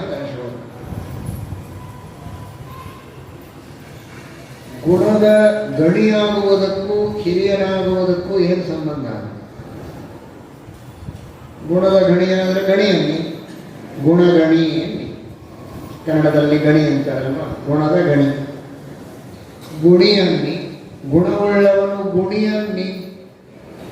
ಗುಣದ ಆಕರಣಾದದ್ದರಿಂದ ಗುಣದ ಗಣಿಯನ್ನಿ. ಎಲ್ಲ ಬಿಟ್ಟು ಹಿರಿಯ ಅಂತ ಯಾಕಂತೀರಿ? ಅದಕ್ಕೆ ನಮ್ಮ ಚಿಂತನ ಹೀಗೆ. ಅದು ಕನ್ನಡದ ಇತಿಹಾಸ ಏನಾದರೆ ಇರಲಿ. ನಮ್ಮ ಆಧ್ಯಾತ್ಮಿಕ ಹಿನ್ನೆಲೆಯಲ್ಲಿ ಕನ್ನಡಿಯಲ್ಲಿ ತತ್ವದ ಚಿಂತನವನ್ನು ಮಾಡುವುದಾದರೆ ಐತರೇಯ ಭಾಷೆಯಲ್ಲಿ ಶ್ರೀಮದಾಚಾರ್ಯರು ಒಂದು ಮಾತು ಹೇಳ್ತಾರೆ. ಯತ್ರ ಯತ್ರ ಗುಣಾಧಿಕ್ಯಂ ದರ್ಶಯೇತ್ ವಸ್ತು ತದ್ವರಂ. ಒಂದು ವಸ್ತು ಉತ್ತಮ ಅಂತ ಆಗ್ತದಲ್ಲ, ಯಾಕೆ ಅಂತ. ಯಾವ ವಸ್ತುವಿನಲ್ಲಿ ಪರಮಾತ್ಮ ತನ್ನ ಗುಣದ ವಿಶೇಷವಾದಂತಹ ಅಭಿವ್ಯಕ್ತಿಯನ್ನು ಮಾಡ್ತಾನೆ, ಮ್ಯಾನಿಫೆಸ್ಟೇಷನ್ ಆ ಪರಮಾತ್ಮನ ಗುಣಗಳ ಅಭಿವ್ಯಕ್ತಿಯಲ್ಲಿ ಆಗತ್ತೆ, ಆ ವಸ್ತು ದೊಡ್ಡದಾಗತ್ತೆ. ವಜ್ರ ಇದು ಬಹಳ ದೊಡ್ಡದು. ಯಾಕೆ? ಬೇರೆ ಕಲ್ಲುಗಳಲ್ಲಿ ಇಲ್ಲದ ಒಂದು ವಿಶಿಷ್ಟವಾದ ಹೊಳಪು, ಆ ಪ್ರಕಾಶ ಎಷ್ಟು ಕಟ್ಟು ಮಾಡುತ್ತಾರೋ ಅಷ್ಟು ಅದು ತನ್ನದೇ ಆದ ಪ್ರಕಾಶವನ್ನು ಹೊರಗೆ ಹಾಕ್ತದೆ. ವಜ್ರ ಎಲ್ಲ ಕಲ್ಲುಗಳಲ್ಲಿ ಆ ಗುಣ ಇಲ್ಲ. ಆ ಪ್ರಕಾಶ ಎಂಬ ಗುಣ ಇದೆಯಲ್ಲ, ಆ ಗುಣವನ್ನು ವಜ್ರದಲ್ಲಿ ಪರಮಾತ್ಮ ಇಟ್ಟಿದ್ದಾನೆ. ಪ್ರಕಾಶ ಇದು ನಿಜವಾಗಿ ದೇವರ ಗುಣ. ದೇವರು ಆ ವಜ್ರದಲ್ಲಿ ತನ್ನ ಪ್ರಕಾಶ ಎಂಬ ಗುಣವನ್ನು ಇಟ್ಟದ್ದಕ್ಕೆ ವಜ್ರ ಇದು ದೊಡ್ಡದಾಗಿದೆ ಉಳಿದ ಕಲ್ಲುಗಳಿಗಿಂತಲೂ. ಬಂಗಾರ ಇದು ಬಹಳ ದೊಡ್ಡದು. ಯಾಕೆ ಅಂದರೆ ಅದರಲ್ಲಿ ಆ ತರಹದ ಒಂದು ವಿಶಿಷ್ಟವಾದ ರೂಪ. ಬರೀ ನೋಡೋದಕ್ಕೆ ಬಣ್ಣ ಅಷ್ಟೇ ಚೆನ್ನಾಗಿಲ್ಲ ಬಂಗಾರದಲ್ಲಿ. ಬಂಗಾರ ಇದು ಆರೋಗ್ಯಕ್ಕೂ ಬಹಳ ಒಳ್ಳೆಯದು. ಬಂಗಾರ ಇಲ್ಲದೆ ಇದ್ರೆ ಬಡವರಿಗೆ ಆರೋಗ್ಯ ಇಲ್ಲ ಹಾಗೇನಲ್ಲ. ದೇವರು ಎಲ್ಲರಿಗೂ ಬೇರೆ ವ್ಯವಸ್ಥೆ ಮಾಡಿದ್ದಾನೆ. ಆದರೆ ಬಂಗಾರದಲ್ಲಿಯೂ ಒಂದು ಗುಣ ಇದೆ. ಹಳೆ ಕಾಲದಲ್ಲಿ ತಟ್ಟೆಯಲ್ಲಿ ಊಟ ಮಾಡುವವರು ಬೆಳ್ಳಿ ತಟ್ಟೆಯಲ್ಲಿ ಊಟ ಮಾಡ್ತಿದ್ರೆ ಮಧ್ಯದಲ್ಲಿ ಒಂದಿಷ್ಟು ಬಂಗಾರ ಸೇರಿಸಿರ್ತಾರೆ. ದಿವಸ ಒಂದು ಚೂರು ಚೂರು ಒಳಗೆ ಹೋಗ್ಲಿ ಅಂತ. ಸುವರ್ಣ ಭಸ್ಮ ಅಂತ ಆಯುರ್ವೇದದಲ್ಲಿ ಸಜೆಸ್ಟ್ ಮಾಡ್ತಾರೆ. ಅದು ಆರೋಗ್ಯಕ್ಕೆ ಒಳ್ಳೆಯದು ಅಂತ. ಸುವರ್ಣ ಇದು ಅಂದರೆ ಹೀಗೆ ಗಟ್ಟಿ ನುಡಿಗೆ ಹೋಗ್ಬೇಡಿ, ಅದು ಅನಾರೋಗ್ಯಕರ. ಆದರೆ ಸೂಕ್ಷ್ಮವಾಗಿ ಸ್ವಲ್ಪ ಸ್ವಲ್ಪ ಶಕ್ತಿ ಇದ್ರೆ ಬಂಗಾರದ ತಾಲಿಯಲ್ಲೇ ನೀರು ಕುಡಿಯೋರು ಊಟ ಮಾಡೋರಿದ್ರೆ ಮಾಡಬಹುದು. ಇಲ್ಲೇ ಇದ್ರೆ ಮಾಡೋ ಬೆಳ್ಳಿ ತಟ್ಟೆಯಲ್ಲಿ ಒಂದಿಷ್ಟು ಬಂಗಾರ ಸೇರಿಸಿದ್ರೆ ಅದೊಂದು ಚೂರು ಪಾರು ಒಳಗೆ ಹೋದರೆ ಅದು ಆರೋಗ್ಯಕರ. ಆ ಗುಣ ಅದರಲ್ಲಿದೆ, ಆರೋಗ್ಯಪ್ರದತ್ವ, ಒಂದು ಹೊಳಪಿದೆ. ವಿಶಿಷ್ಟವಾದ ರೀತಿಯಲ್ಲಿ ಆ ಬಂಗಾರದಲ್ಲಿ ಪರಮಾತ್ಮ ಆ ಗುಣ ಇಟ್ಟಿದ್ದಾನೆ ಅನ್ನೋದಕ್ಕೆ ಬಂಗಾರ ದೊಡ್ಡದು. ಇದು ಒಂದು ಬಂಗಾರಕ್ಕೆ ವಜ್ರಕ್ಕೆ ಅಲ್ಲ, ಯಾವುದೇ ಒಬ್ಬ ವ್ಯಕ್ತಿ ಇದಕ್ಕೆ ವಿಭೂತಿ ರೂಪ ಅಂತಂತಾರೆ. ವಿಭೂತಿ ರೂಪ ಅಂತ ಇನ್ನೊಂದು ಹೆಸರು ಇದಕ್ಕೆ. ಭಾಗವತದಲ್ಲಿಯೂ ಬರುತ್ತದೆ, ಭಗವದ್ಗೀತೆಯಲ್ಲಿಯೂ ಬರುತ್ತೆ. ಬ್ರಹ್ಮದೇವರು ಎಲ್ಲ ದೇವತೆಗಳಲ್ಲಿ ಶ್ರೇಷ್ಠರು ಅಂದರೆ ಬ್ರಹ್ಮದೇವರಲ್ಲಿ ಪರಮಾತ್ಮ ಬ್ರಹ್ಮ ಎಂಬ ಹೆಸರಿನಿಂದ ತಾನಿದ್ದು ದೊಡ್ಡ ಸ್ಥಿತಿಯನ್ನ ಅವರಿಗೆ ಕೊಟ್ಟದ್ದಕ್ಕೆ ಅವರು ದೊಡ್ಡವರಾಗಿದ್ದಾರೆ. ಅದು ವಿಭೂತಿ ರೂಪ. ಹೀಗೆ ಯಾವುದೇ ಒಂದು ಗುಣ ಒಂದು ಜಡ ಅಥವಾ ಚೇತನದಲ್ಲಿದ್ದರೆ ಆ ತಾಯಿ ತಂದೆ ದೇಹ ಕೊಟ್ಟರು, ಉಪಕಾರ ಮಾಡಿದರು ಅನ್ನೋದಕ್ಕೆ ಅವರು ಪೂಜ್ಯರು. ದೇಹ ಕೊಡುವ ಒಂದು ಶಕ್ತಿಯನ್ನ, ಮಕ್ಕಳನ್ನು ಪಡೆಯುವ ಶಕ್ತಿಯನ್ನ ತಂದೆ ತನ ತಾಯಿ ತನಗಳನ್ನ ತಂದೆ ತಾಯಿಗಳಿಗೆ ಕೊಟ್ಟವರು ಭಗವಂತ. ತ್ವಮೇವ ಮಾತಾಚ ಪಿತಾ ತ್ವಮೇವ ಹರಿದೇವ ಜಗತ್ಪಿತೃ ಮಾತ್ರ ಗತಿ. ಹಾಗಾಗಿ ಅವನೇ ತಂದೆಯಲ್ಲಿದ್ದು ಅದನ್ನು ಐದನೇ ಉಪನಿಷತ್ತು ಹೇಳುತ್ತದೆ. ವಾಯುದೇವರು ಹಾಗೂ ಭಗವಂತ ಇಬ್ಬರು. ಅದಕ್ಕಾಗಿ ವಾಯುದೇವರನ್ನು ಮಾತರನ್ನೇ ಮಾತರಿಷ್ಠನ್ ಪಿತರತುಲ ಗುರು ಅಂತ. ಸಪ್ತ ಧಾತುಗಳಿವೆ ಜೀವನ ಶರೀರದಲ್ಲಿ. ಅದರಲ್ಲಿ ಒಂದು ಧಾತು ಮಜ್ಜ ಎಂಬ ಧಾತು. ಆ ಮಜ್ಜ ಎಂಬ ಧಾತುವಿನಲ್ಲಿ ವಾಯುದೇವರು ಮತ್ತು ಪರಮಾತ್ಮ ಇವರಿಬ್ಬರ ಸನ್ನಿಧಾನ ಇದ್ದರೆ ಮಾತ್ರ ಗಂಡು ಹೆಣ್ಣಿನಿಂದ ಮಕ್ಕಳ ಉತ್ಪತ್ತಿಯಾಗ್ತದೆ, ಸಂತಾನದ ಉತ್ಪತ್ತಿಯಾಗ್ತದೆ. ಅನೇಕರಿಗೆ ಮಕ್ಕಳಾಗದೇ ಇರುವುದಕ್ಕೆ ಕಾರಣ ಅವರ ಮಜ್ಜಾಧಾತುವಿನಲ್ಲಿ ವಾಯುದೇವರ ಹಾಗೂ ಭಗವಂತನ ಸನ್ನಿಧಾನ ಇರೋದಿಲ್ಲ. ಜನ್ಮಾಂತರದಲ್ಲಿ ಮಾಡಿದ ಅನೇಕ ಪಾಪಕರ್ಮಗಳಿಗೆ ಅನುಗುಣವಾಗಿ ವಾಯುದೇವರು ಪರಮಾತ್ಮ ತಮ್ಮ ಸನ್ನಿಧಾನವನ್ನು ಕಡಿಮೆ ಮಾಡಿದರೆ ಮಕ್ಕಳಾಗೋದಿಲ್ಲ ಅಂತ ಇದೆ. ಅಂದರೆ ಮಕ್ಕಳಾಗುವುದಕ್ಕೆ ಮಜ್ಜಾಧಾತುವಿನಲ್ಲಿ ವಾಯುದೇವರ ಪರಮಾತ್ಮನ ಸನ್ನಿಧಾನ ಇದ್ದರೆ ಮಾತ್ರ ಮಕ್ಕಳಾಗ್ತಾರೆ. ಅಂದರೆ ನಿಜವಾದ ತಂದೆ ತಾಯಿ ಯಾರಾದರು? ವಾಯುದೇವರು ಭಗವಂತನೇ ನಿಜವಾದ ತಂದೆ, ನಿಜವಾದ ತಾಯಿ. ಹಾಗಾಗಿ ಪರಮಾತ್ಮನ ಸನ್ನಿಧಾನ ಇದ್ದರೆ ಅಂದರೆ ಏನು ಪ್ರಾರ್ಥನೆ ಮಾಡಬೇಕು? ವಾಯುದೇವರಿಗೆ ಪರಮಾತ್ಮನಿಗೆ ಯಾರು ತಂದೆ ಆಗಬೇಕು ತಾಯಿ ಆಗಬೇಕು ಅಂತ ಅಪೇಕ್ಷೆ ಪಡ್ತಾರೆ ಅಂತಹ ದಂಪತಿಗಳು ಮಜ್ಜಾಧಾತುವಿನಲ್ಲಿ ವಿಶೇಷವಾಗಿ ಸನ್ನಿಹಿತರಾಗಿರ್ರಿ. ಮಜ್ಜಾಧಾತುವಿನಿಂದ ಮಜ್ಜ ಅಂತ ಪ್ರಾರ್ಥನೆ ಮಾಡಬೇಕು. ಆಚೆ ಹೋಗಬೇಡಿ ಅಂತ ಹಿಂದಿ ಭಾಷೆಯಲ್ಲಿ ಮಜ್ಜ. हमारे मज्जा धातु से बाहर न जाए ಮಜ್ಜ. ಆಚೆಗೆ ಹೋಗಬೇಡಿ ಅಂತ ಪ್ರಾರ್ಥನೆ ಮಾಡಿದರೆ ಅವರ ಸನ್ನಿಧಾನ ಇದ್ದರೆ ಆಗ ಮಕ್ಕಳಾಗ್ತಾರೆ ಅಂತ. ಹಾಗಾದರೆ ಯಾರೇ ಹಿರಿಯರು ಅಂತಾಗಬೇಕಾದರೆ ಯಾವಾಗ ಆಗ್ತಾರೆ? ಹರಿಯ ಸನ್ನಿಧಾನ ಇದ್ದರೆ ಅವರು ಹಿರಿಯರು ಅಂತ ಆಗ್ತಾರೆ. ನಮ್ಮ ಶ್ರೀಮದಾಚಾರ್ಯರ ಶಾಸ್ತ್ರದಲ್ಲಿ ತೃತೀಯ ಅತಿಶಯ ಅಂತ. ಹರಿಯಲ್ಲಿಲ್ಲ, ಹರಿ ಎಲ್ಲ ಕಡೆಗಿದ್ದಾನೆ, ಜಗತ್ತಿನಲ್ಲಿ ವ್ಯಾಪ್ತ. ಮತ್ತೆ ಒಂದು ದೊಡ್ಡದು ಒಂದು ಚಿಕ್ಕದು ಯಾಕೆ? ಹರಿ ಎಲ್ಲ ಕಡೆಗಿದ್ದರು ಹರಿಯ ಸನ್ನಿಧಾನ ಎಲ್ಲಿ ಅತಿಶಯವಾಗಿದೆ, ಬಹಳ ಇದೆ, ಆ ವ್ಯಕ್ತಿಗಳು ತೃತೀಯ ಅತಿಶಯ. ಹರಿಯ ಸನ್ನಿಧಾನ ಅತಿಶಯವಾಗಿದ್ದರೆ ಅವರು ಹಿರಿಯ ಅಂತ ಆಗ್ತಾರೆ. ಇಲ್ಲದೆ ಇದ್ರೆ ಹಿರಿಯ ಅಂತ ಆಗುವುದಿಲ್ಲ.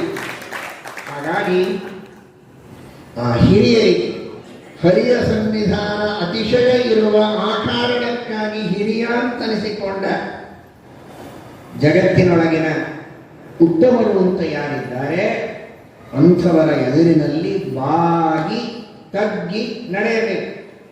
ಅಂದರೆ ಅವನಿಗೆ ಜೀವನದಲ್ಲಿ ಎಲ್ಲ ಸದ್ಗುಣಗಳು ಬರುತ್ತವೆ. ಇದನ್ನು ಸಹದೇವ ತೋರಿಸಿಕೊಡ್ತಾನೆ. ಅವನು ವಿನಯದ ಪ್ರತೀಕ ಎಂಬುದಾಗಿ ಶ್ರೀಮದಾಚಾರ್ಯರು ತಿಳಿಸಿಕೊಟ್ಟಿದ್ದಾರೆ. ಮಹಾಭಾರತದ ತಾತ್ಪರ್ಯ ನಡೆಯಿತು. ಸರಿ, ಇನ್ನು ದ್ರೌಪದಿ ಅಂದರೆ ಅವಳು ವೇದದ ಪ್ರತೀಕ. ಸ ಬ್ರಹ್ಮಕಃ, ಬ್ರಹ್ಮ ಅಂದರೆ ವೇದ. ಬೃಹಜಾತಿ ಜೀವ ಕಮಲಾಸನ ಶಬ್ದ ಆಶಿಷು. ಬ್ರಹ್ಮ ಅನ್ನುವ ಶಬ್ದಕ್ಕೆ ವೇದಗಳು ಅಂತಾರೆ. ವೇದಾಭಿಮಾನಿನಿಯಾದವಳು ಭಾರತೀ ದೇವಿ, ಅವಳು ವೇದದ ಪ್ರತೀಕ. ನೋಡಿ, ಹಾಗಾದರೆ ಪಂಚಪಾಂಡವರು ಹಾಗೂ ದ್ರೌಪದಿ ಇವರು ಅಜ್ಞಾತವಾಸ ಮಾಡಿದರು ಅಂತ ವಿರಾಟ ಪರ್ವದಲ್ಲಿ ನೀವು ಕೇಳಿದ್ದೀರಿ. ಏನರ್ಥ ಆಯಿತು? ಹಾಗಾದರೆ ಈ 5 ಜನ ಅಜ್ಞಾತವಾಸ ಮಾಡಿದರು, ಅದರ ಅರ್ಥ ಏನು? ನಾವು ಧರ್ಮ ಮಾಡಿದರೆ ಅಜ್ಞಾತವಾಗಿ ಮಾಡಬೇಕು. ಜ್ಞಾನಭಕ್ತಿ ವೈರಾಗ್ಯಗಳನ್ನು ಅಳವಡಿಸಿಕೊಂಡ್ರೆ ಜನರಿಗೆ ತೋರಿಸೋದಕ್ಕೋಸ್ಕರ ಆಗಿರಬಾರದು. ಭೀಮಸೇನ ದೇವರು ಅಜ್ಞಾತವಾಸ ಮಾಡಿದರು ಅಂದರೆ ಜ್ಞಾನಭಕ್ತಿ ವೈರಾಗ್ಯಾದಿಗಳನ್ನು ಏಕಾಂತದಲ್ಲಿ ನಮ್ಮ ಉದ್ಧಾರಕ್ಕೆ ಅಂತ ಅಳವಡಿಸಿಕೊಳ್ಬೇಕು. ಗೊತ್ತಾದರೆ ಆಗತ್ತೆ, ಗೊತ್ತಾಗಬೇಕು ಅಂತ ಮಾಡೋದಲ್ಲ. ಅದೇ ರೀತಿ ಶ್ರವಣ ಮನನ ನಿಧಿಧ್ಯಾಸನಗಳು ಸುಮ್ಮನೆ ದೊಡ್ಡ ಸಮಾರಂಭ ಇರ್ತದೆ, ಎಲ್ಲೋ ಗೊತ್ತಪ್ಪಾಡಿ ತಾವು ಪೂಜೆ ಮಾಡಿಕೊಂಡು ವಾಯುದೇವರು ಪರಮಾತ್ಮನ ಸ್ಮರಣೆ ಮಾಡಿಕೊಂಡು ತಮ್ಮ ಅನುಷ್ಠಾನ ಮಾಡಿದರೆ ದೇವರ ಅನುಗ್ರಹ ಮಾಡ್ತಾನೆ. ಜೋರಾಗಿ ಓದಿರ್ತಾರೆ. ಯಾಕೆ ಅಂದರೆ ನಾನು ವಾಯುಸ್ಥಿತಿಯ ಪಾರಾಯಣ ಮಾಡ್ತೇನೆ ಅಂತ ಈ ಸಮಾರಂಭಕ್ಕೆ ಬಂದವರಿಗೆಲ್ಲ ಗೊತ್ತಾಗುತ್ತೆ. ತಗೊಂಡು ಏನು ಮಾಡ್ತೀಯ? ಇವ್ರು ಯಾರಾದರೂ ಮೋಕ್ಷ ಕೊಡೋರ? ಗೊತ್ತಿಲ್ಲ. ಇವರಲ್ಲಿ ಯಾರಾದರೂ ಮೋಕ್ಷ ಕೊಡೋರಿದ್ರೆ ಯಾರಿದ್ದಾರೆ ಮೋಕ್ಷ ಕೊಡುವವರು? ಪುಣ್ಯ ಕೊಡುವವರು ಯಾರು? ಪುಣ್ಯೇನ ಪುಣ್ಯಂ ವೈದ್ಯ ಪಾಪೇನ ಪಾಪಂ. ಬೃಹದಾರಣ್ಯಕ್ಕೆ ಹೇಳ್ತದೆ, ಪುಣ್ಯದಲ್ಲಿ ಪುಣ್ಯನಾಮಕನಾಗಿದ್ದು ಭಗವಂತ ಸದ್ಗತಿಯನ್ನು ಕೊಡುವವನು, ಉತ್ತಮ ಫಲವನ್ನು ಕೊಡುವವನು. ಅವನಿಗೆ ಎಲ್ಲ ಕಾಣಿಸ್ತದೆ, ಎಲ್ಲ ಕೇಳಿಸ್ತದೆ. ವಿಶ್ವತಶ್ಚಕ್ಷುರುತ ವಿಶ್ವತೋ ಮುಖ ವಿಶ್ವತೋ ಬಾಹುತ ವಿಶ್ವತಸ್ಪ. ಶ್ರೋತ್ರಸ್ಯ ಶ್ರೋತ್ರಂ ಮನಸೋ ಮನೋಯದ್ ವಾಚೋಹ ವಾಚಂಸೌ ಪ್ರಾಣಸ್ಯ ಪ್ರಾಣಃ. ಜಗತ್ತಿನ ಎಲ್ಲರ ಶ್ರೋತ್ರೇಂದ್ರಿಯಕ್ಕೆ ಪ್ರೇರಕ ಅವನು. ಅವನಿಗೆ ಕೇಳಿಸೋದಿಲ್ವ? ಯಾಕೆ ಓದಿರ್ಬೇಕು? ಓದಿ ಹೇಳಬೇಕು ಅಂತಲ್ಲ, ಪ್ರಸಂಗ ಇದ್ದಾಗ ಓದಿ ಹೇಳಬೇಕು, ಹೇಳಬಾರದು ಅಂತ ಅಲ್ಲ. ಆದರೆ ಈ ಕಾರಣಕ್ಕೋಸ್ಕರ ಹೇಳೋದಲ್ಲ. ಇಷ್ಟೆಲ್ಲ ಜನರಿಗೆ ನಿಮಗೆ ಕೇಳಿಸ್ಬೇಕು ಅಂತ ಈಗ ನಾವು ಅದನ್ನೇ ಹೇಳ್ತಾ ಇದ್ವಿ. ನೀವೇ ಹೇಳಿದಿರಲ್ಲ ಅಜ್ಞಾತವಾಸ ಅಂತ, ಮತ್ತೆ ಜೋರಾಗಿ ಮೈಕಲ್ಲೇ ಇದೆ ಉಪನ್ಯಾಸ. ಇಷ್ಟೇ ಹೇಳಿ ಹೋಗ್ಬಿಡ್ಬೋದಲ್ಲ. ಹೇಳೋದೇ ಕೇಳೋದಕ್ಕೋಸ್ಕರ, ಕೇಳಿಸ್ಬೇಕು ಅಂತ ಹೇಳುವ ಅನಿವಾರ್ಯತೆ ಇದ್ದಾಗ ಓದಿದ್ರೆ ತಪ್ಪಲ್ಲ. ತಾನು ಮಾಡುವ ಅನುಷ್ಠಾನವನ್ನ ಜನ ಕೇಳಿಸಿಕೊಂಡು ತನಗೆ ಮರ್ಯಾದೆ ಕೊಡಬೇಕು ಅನ್ನುವ ಒಂದು ಉದ್ದೇಶಕ್ಕಾಗಿ ಓದುವ ಅವಶ್ಯಕತೆ ಇಲ್ಲ. ಶ್ರವಣವನ ನಿಧಿಧ್ಯಾಸನಗಳನ್ನು ಮಾಡುವಾಗ ಅಜ್ಞಾತವಾಗಿ ಮಾಡಿ, ಗೊತ್ತಾಗೋದಾದರೆ ಆಗಲಿ, ಗೊತ್ತಾಗಬೇಕು ಅಂತ ಮಾಡಬೇಡಿ. ಚಾರಿತ್ರ್ಯವು ಗೊತ್ತಾಗುವುದಕ್ಕೋಸ್ಕರ ಅಂತಲ್ಲ, ಏಕಾಂತದಲ್ಲಿಯೂ ಶುದ್ಧವಾದ ಚಾರಿತ್ರ್ಯವನ್ನು ಪಡೆದುಕೊಳ್ಳುವುದಕ್ಕೆ ಪ್ರಯತ್ನವನ್ನು ಮಾಡಿ. ವಿನಯವೂ ಅಷ್ಟೆ. ವಿನಯ ತೋರಿಕೆಗೆ ಆಗಬಾರ್ದು. ಎಲ್ಲರ ಎದುರಿಗೆ ತಂದೆ ತಾಯಿಗಳಿಗೆ ನಮಸ್ಕಾರ ಮಾಡೋದು, ಬಹಳ ಗೌರವ ತೋರಿಸೋದು, ದೊಡ್ಡ ಸಮಾರಂಭ ಮಾಡೋದು. ಸಮಾರಂಭ ಮಾಡಿ ತಂದೆ ತಾಯಿಗಳಿಗೋಸ್ಕರ ಬಹಳ ತಾನು ಸೇವೆ ಮಾಡ್ತಾನೆ ಅಂತ ಜನರಲ್ಲಿ ತೋರಿಸೋದು. ಮನೆಯಲ್ಲಿ ಬೈತಾ ಇರೋದು, ಅವರಿಗೆ ಒಂದು ಸೇವೆನೂ ಮಾಡೋದಿಲ್ಲ, ಅವರ ಅಪೇಕ್ಷೆಯನ್ನು ಪೂರ್ಣ ಮಾಡಲ್ಲ. ಆ ರೀತಿ ತಂದೆ ತಾಯಿಗಳ ಮನ ನೋಯಿಸಿ 1000 ಗಾಯತ್ರಿ ಮಾಡಿದರೆ ಫಲವೇನು ಅಂತಾರೆ ದಾಸರು. ತೀರ್ಥಯಾತ್ರೆ ಮಾಡಿದರೆ ಫಲವೇನು ಅಂತಾರೆ. ತಂದೆ ತಾಯಿಗಳ ಮನಸ್ಸನ್ನು ನೋಯಿಸಬಾರದು. ಗಾಯತ್ರಿ ಬಿಡಬೇಕು ಅಂತ ಅರ್ಥಲ್ಲ. ಯಾರೋ ಚಪ್ಪಾಳೆ ತಟ್ಟಿದ್ರು ಬಿಡ್ಲಿಕ್ಕೆ ಅಂತ ಅನಿಸ್ತದೆ, ಬಿಡ್ಲಿಕ್ಕೆ ಹೋಗ್ಬೇಕು. ತಂದೆ ತಾಯಿಗಳ ಮನಸ್ಸು ನೋಯಿಸಿ 10,000 ಗಾಯತ್ರಿ ಮಾಡಿದರೆ ಫಲವೇನು ಅಂದಿದ್ದಾರೆ. ಇದರರ್ಥ ನೋಯಿಸಬಾರದು, ನೋಯಿಸದೆ ಜಪ ಮಾಡಬೇಕು ಅನ್ನೋದರಲ್ಲಿ ತಾತ್ಪರ್ಯ. ಜಪ ಬಿಟ್ಬಿಡೋದಲ್ಲ. ಹಾಗಾದರೆ ಆ ರೀತಿ ವಿನಯದಿಂದ ಇರೋದು ಅಂತ ಏನಿದೆ, 4 ಜನ ನಾನು ವಿನೀತ ಬಹಳ ತಂದೆ ತಾಯಿಗಳಲ್ಲಿ ಭಕ್ತಿ ಮಾಡ್ತಾನೆ ಅಂತ ಜನ ಅಂದೇನು ಉಪಯೋಗ? ಅದು ತಂದೆ ತಾಯಿಗಳಿಗೆ ಅನಿಸ್ಬೇಕು. ಏಕಾಂತದಲ್ಲಿ ಯಾರಿಲ್ಲದೆ ಇದ್ದಾಗಲೂ ಆ ವಿನಯದಿಂದ ವರ್ತನೆ ಮಾಡಬೇಕು. ಯಾರು ಅಂದರೆ ಹೊರಗಿನಿಂದ ನೋಡೋ ಜನ ಅಲ್ಲ. ತಂದೆ ತಾಯಿಗೂ ಎದುರಿಗಿರಬೇಕಾಗಿಲ್ಲ. ಅವರೇನೋ ಹೇಳಿರ್ತಾರೆ, ಕೇಳಲೂ ಬೇಕಾಗಿಲ್ಲ. ಅವ್ರಿಗೇನೋ ಅವಶ್ಯಕತೆ ಇರುತ್ತದೆ.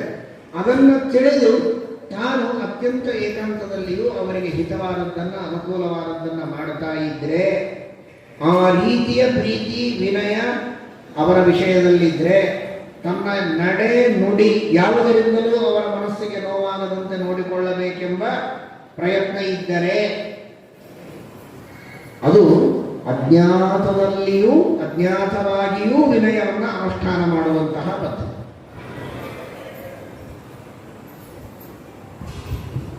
ಕೆಲವರು ಉಪವಾಸ ಮಾಡುತ್ತಾರೆ, ಬಂತು ನಾಳೆ ಕಡ್ಡಾಯವಾಗಿ ಏಕಾದಶಿಯ ಉಪವಾಸವನ್ನು ಮಾಡಿ, ಕಡ್ಡಾಯವಾಗಿ ಮಾಡಿ, ಬೇಗ ಮುಗಿಸ್ತೇವೆ ಪ್ರವಚನ.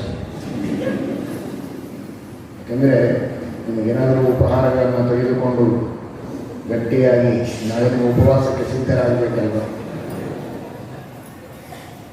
ಒಳ್ಳೆಯ ಆಹಾರ ತೆಗೆದು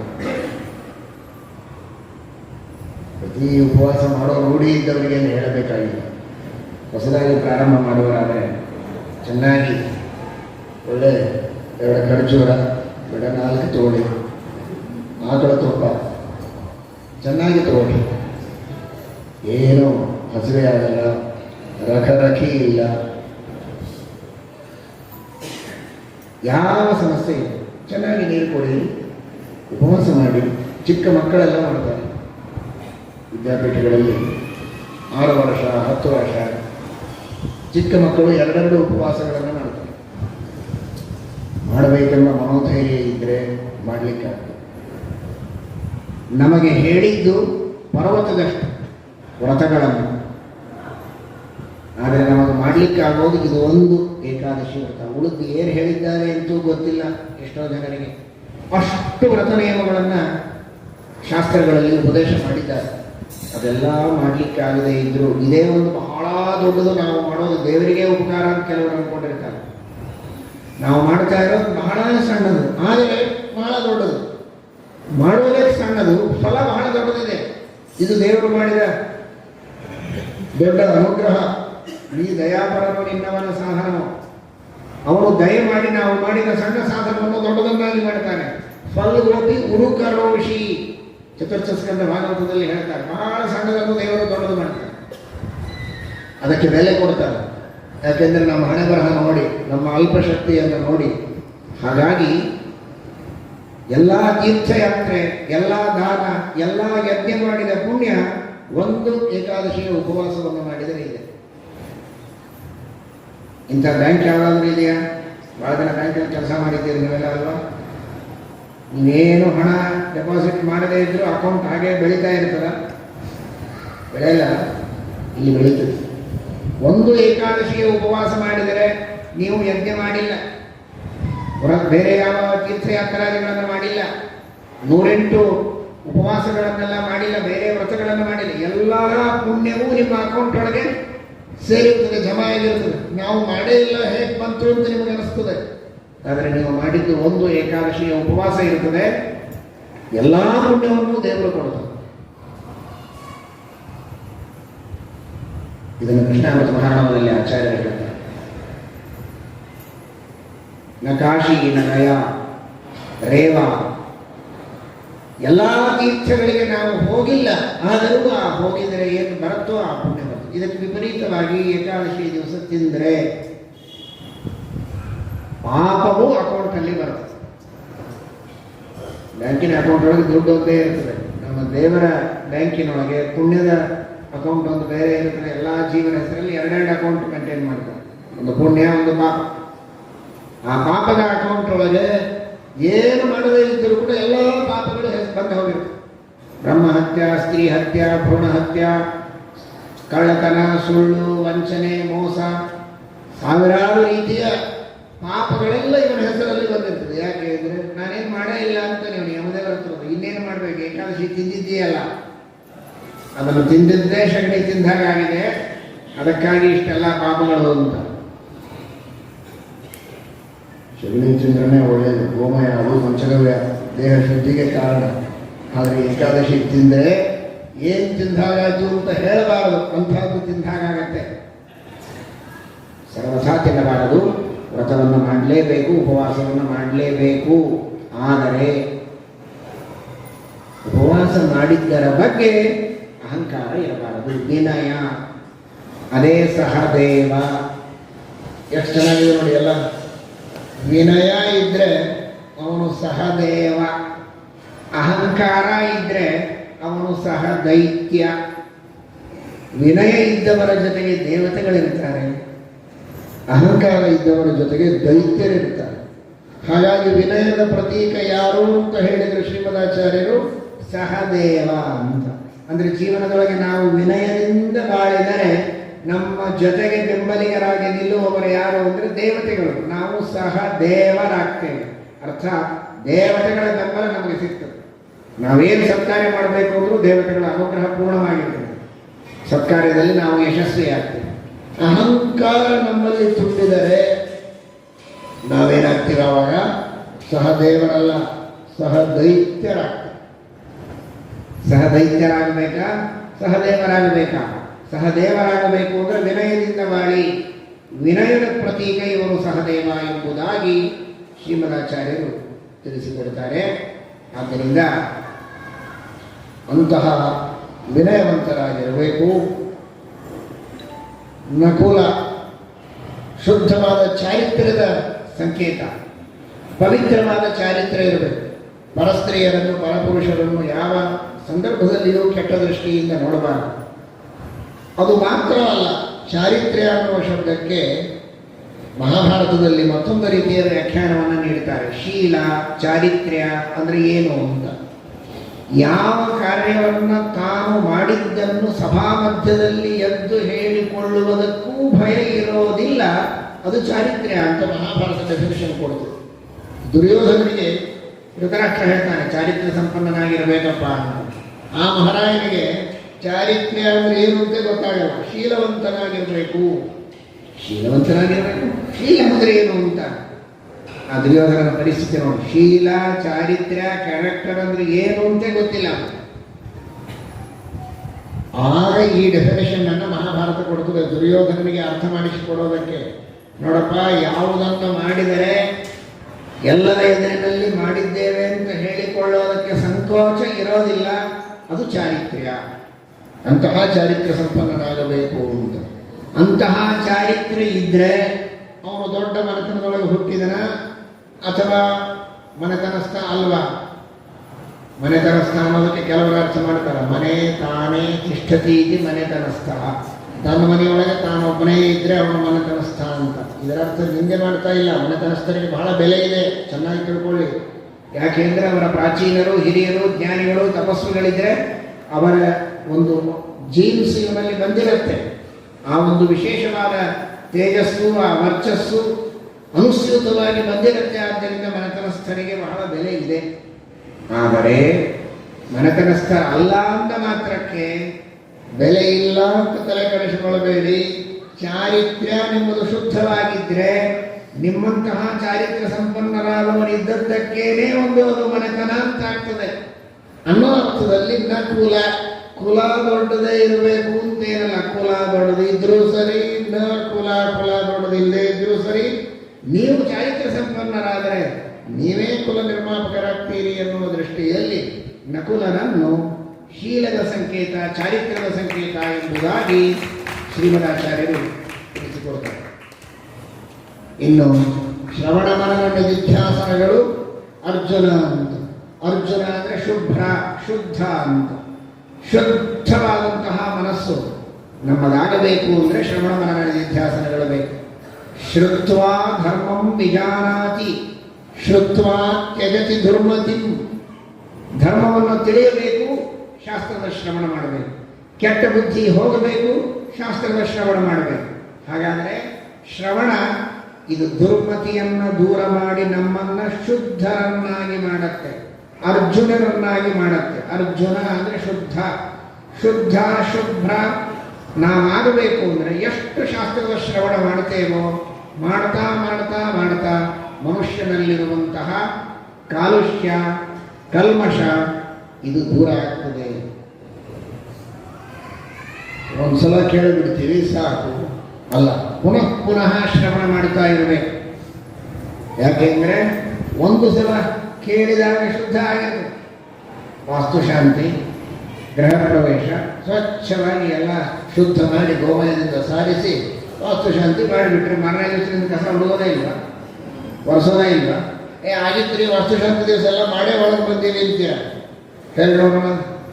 ಇಲ್ಲ, ಯಾಕೆ ಮತ್ತೆ ಗಾಳಿ, ಮತ್ತೆ ಧೂಳು, ಮತ್ತೆ ಹೊಲಸು, ಮತ್ತೆ ಕಸ ಹುಡುಗಬೇಕು, ಒರೆಸ್ಬೇಕು, ಶುದ್ಧ ಮಾಡಲೇಬೇಕು. ನಮ್ಮ ಮನಸ್ಸು ಒಂದು ಮನೆ ಇದ್ದಂತೆ.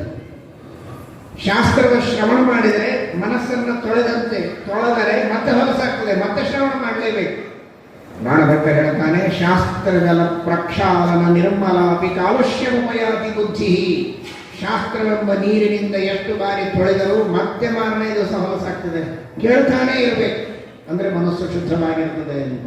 ಶ್ರವಣ ಮನನ ನಿಧಿಧ್ಯಾಸನಗಳನ್ನು ಮಾಡ್ತಾನೇ ಇದ್ರೆ ಅರ್ಜುನರಾಗ್ತೇವೆ, ಮನಸ್ಸು ಶುದ್ಧವಾಗ್ತದೆ. ಅದಕ್ಕಾಗಿ ಅರ್ಜುನನನ್ನ ಶ್ರವಣ ಮನನ ನಿಧಿಧ್ಯಾಸನಗಳ ಸಂಕೇತ. ಇನ್ನು ಭೀಮ ಕೇಳಬೇಕೆ, ಜ್ಞಾನಭಕ್ತಿ ವೈರಾಗ್ಯಗಳ ಪ್ರತೀಕರು ಭೀಮಸೇನ ದೇವರು.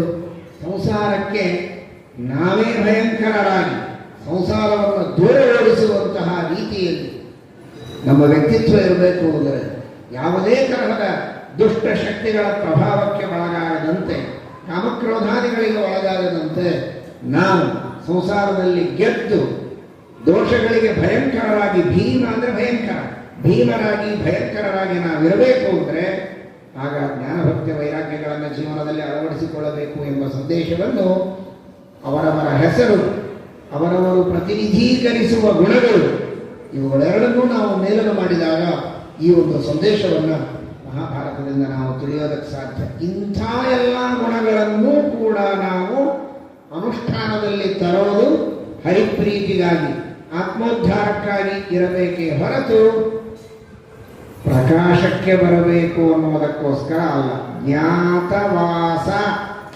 ಅನ್ನೋದಕ್ಕೋಸ್ಕರ ಅಲ್ಲ, ಅಜ್ಞಾತವಾಸ ಆಗಬೇಕು ಅನ್ನೋದಕ್ಕೋಸ್ಕರ ಅನ್ನುವ ದೃಷ್ಟಿಯಲ್ಲಿ ಈ ಅಜ್ಞಾತವಾಸದ ವಿರಾಟ ಪರ್ವದ ಒಂದು ಸಂದೇಶವನ್ನು ನಾವು ಶ್ರೀಮದ್ ಆಚಾರ್ಯರ ವೇದವ್ಯಾಸದೇವರ ವಾಣಿಯ ಮೂಲಕ ಅರ್ಥ ಮಾಡಿಕೊಳ್ಳಬಹುದಾಗಿದೆ. ಅಂತಹ ಅಜ್ಞಾತವಾಸವನ್ನು ಮಾಡುವ ಶಕ್ತಿಯನ್ನು ನಮಗೆಲ್ಲ ಹರಿವಾಯ ಗುರುಗಳು ಕರುಣಿಸಿ ನಮ್ಮ ಜನ್ಮವನ್ನು ಸಾರ್ಥಕಪಡಿಸಲಿ ಎಂಬ ಪ್ರಾರ್ಥನೆಯನ್ನು ಮಾಡೋಣ. ಈ ಒಂದು ವಿರಾಟ ಪರ್ವದ ಪ್ರವಚನವನ್ನು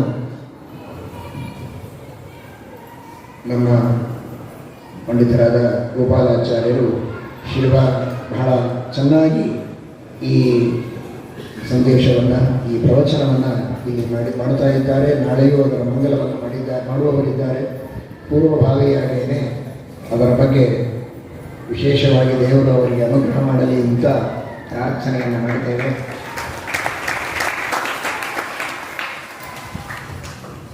ಇನ್ನೂ ಹೆಚ್ಚಿನ ಸಾಧನೆಯನ್ನು ಅವರಿಂದ ಮಾಡಿಸಲಿ, ನಿಮ್ಮೆಲ್ಲರಿಂದ ವಿಶೇಷವಾಗಿ ಶ್ರವಣ ಮನನಾದಿಗಳನ್ನು ಮಾಡಿಸಿ ದೇವರ ಅನುಗ್ರಹವನ್ನು ಮಾಡಲಿ ಅಂತ ಪ್ರಾರ್ಥನೆಯನ್ನು ಮಾಡ್ತಾ ಈ ಎಲ್ಲ ವ್ಯವಸ್ಥೆಯನ್ನು ಇಲ್ಲಿ ನಮ್ಮ ಪಂಡಿತ ಮುಕುಂದಾಚಾರ್ಯರು, ಪಂಡಿತ ಶ್ರೀಹರಿ ಆಚಾರ್ಯರು ವಿಶೇಷವಾಗಿ ಈ ಎಲ್ಲ ಕಾರ್ಯಕ್ರಮಗಳ ವ್ಯವಸ್ಥೆಯನ್ನು ಪರಿಷತ್ತಿನ ಮೂಲಕವಾಗಿ ನಡೆಸ್ತಾ ಇರೋದು ಬಹಳ ಅತ್ಯಂತ ಅಭಿನಂದನಾರ್ಹವಾದದ್ದು.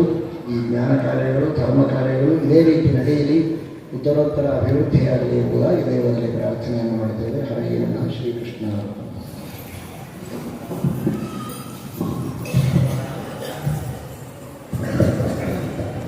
ರಾಮ ರಾಮ ರಾಮ ರಾಮ ರಾಮ ರಾಮ ರಾಮ ರಾಮ ರಾಮ ರಾಮ ರಾಮ ರಾಮ ರಾಮ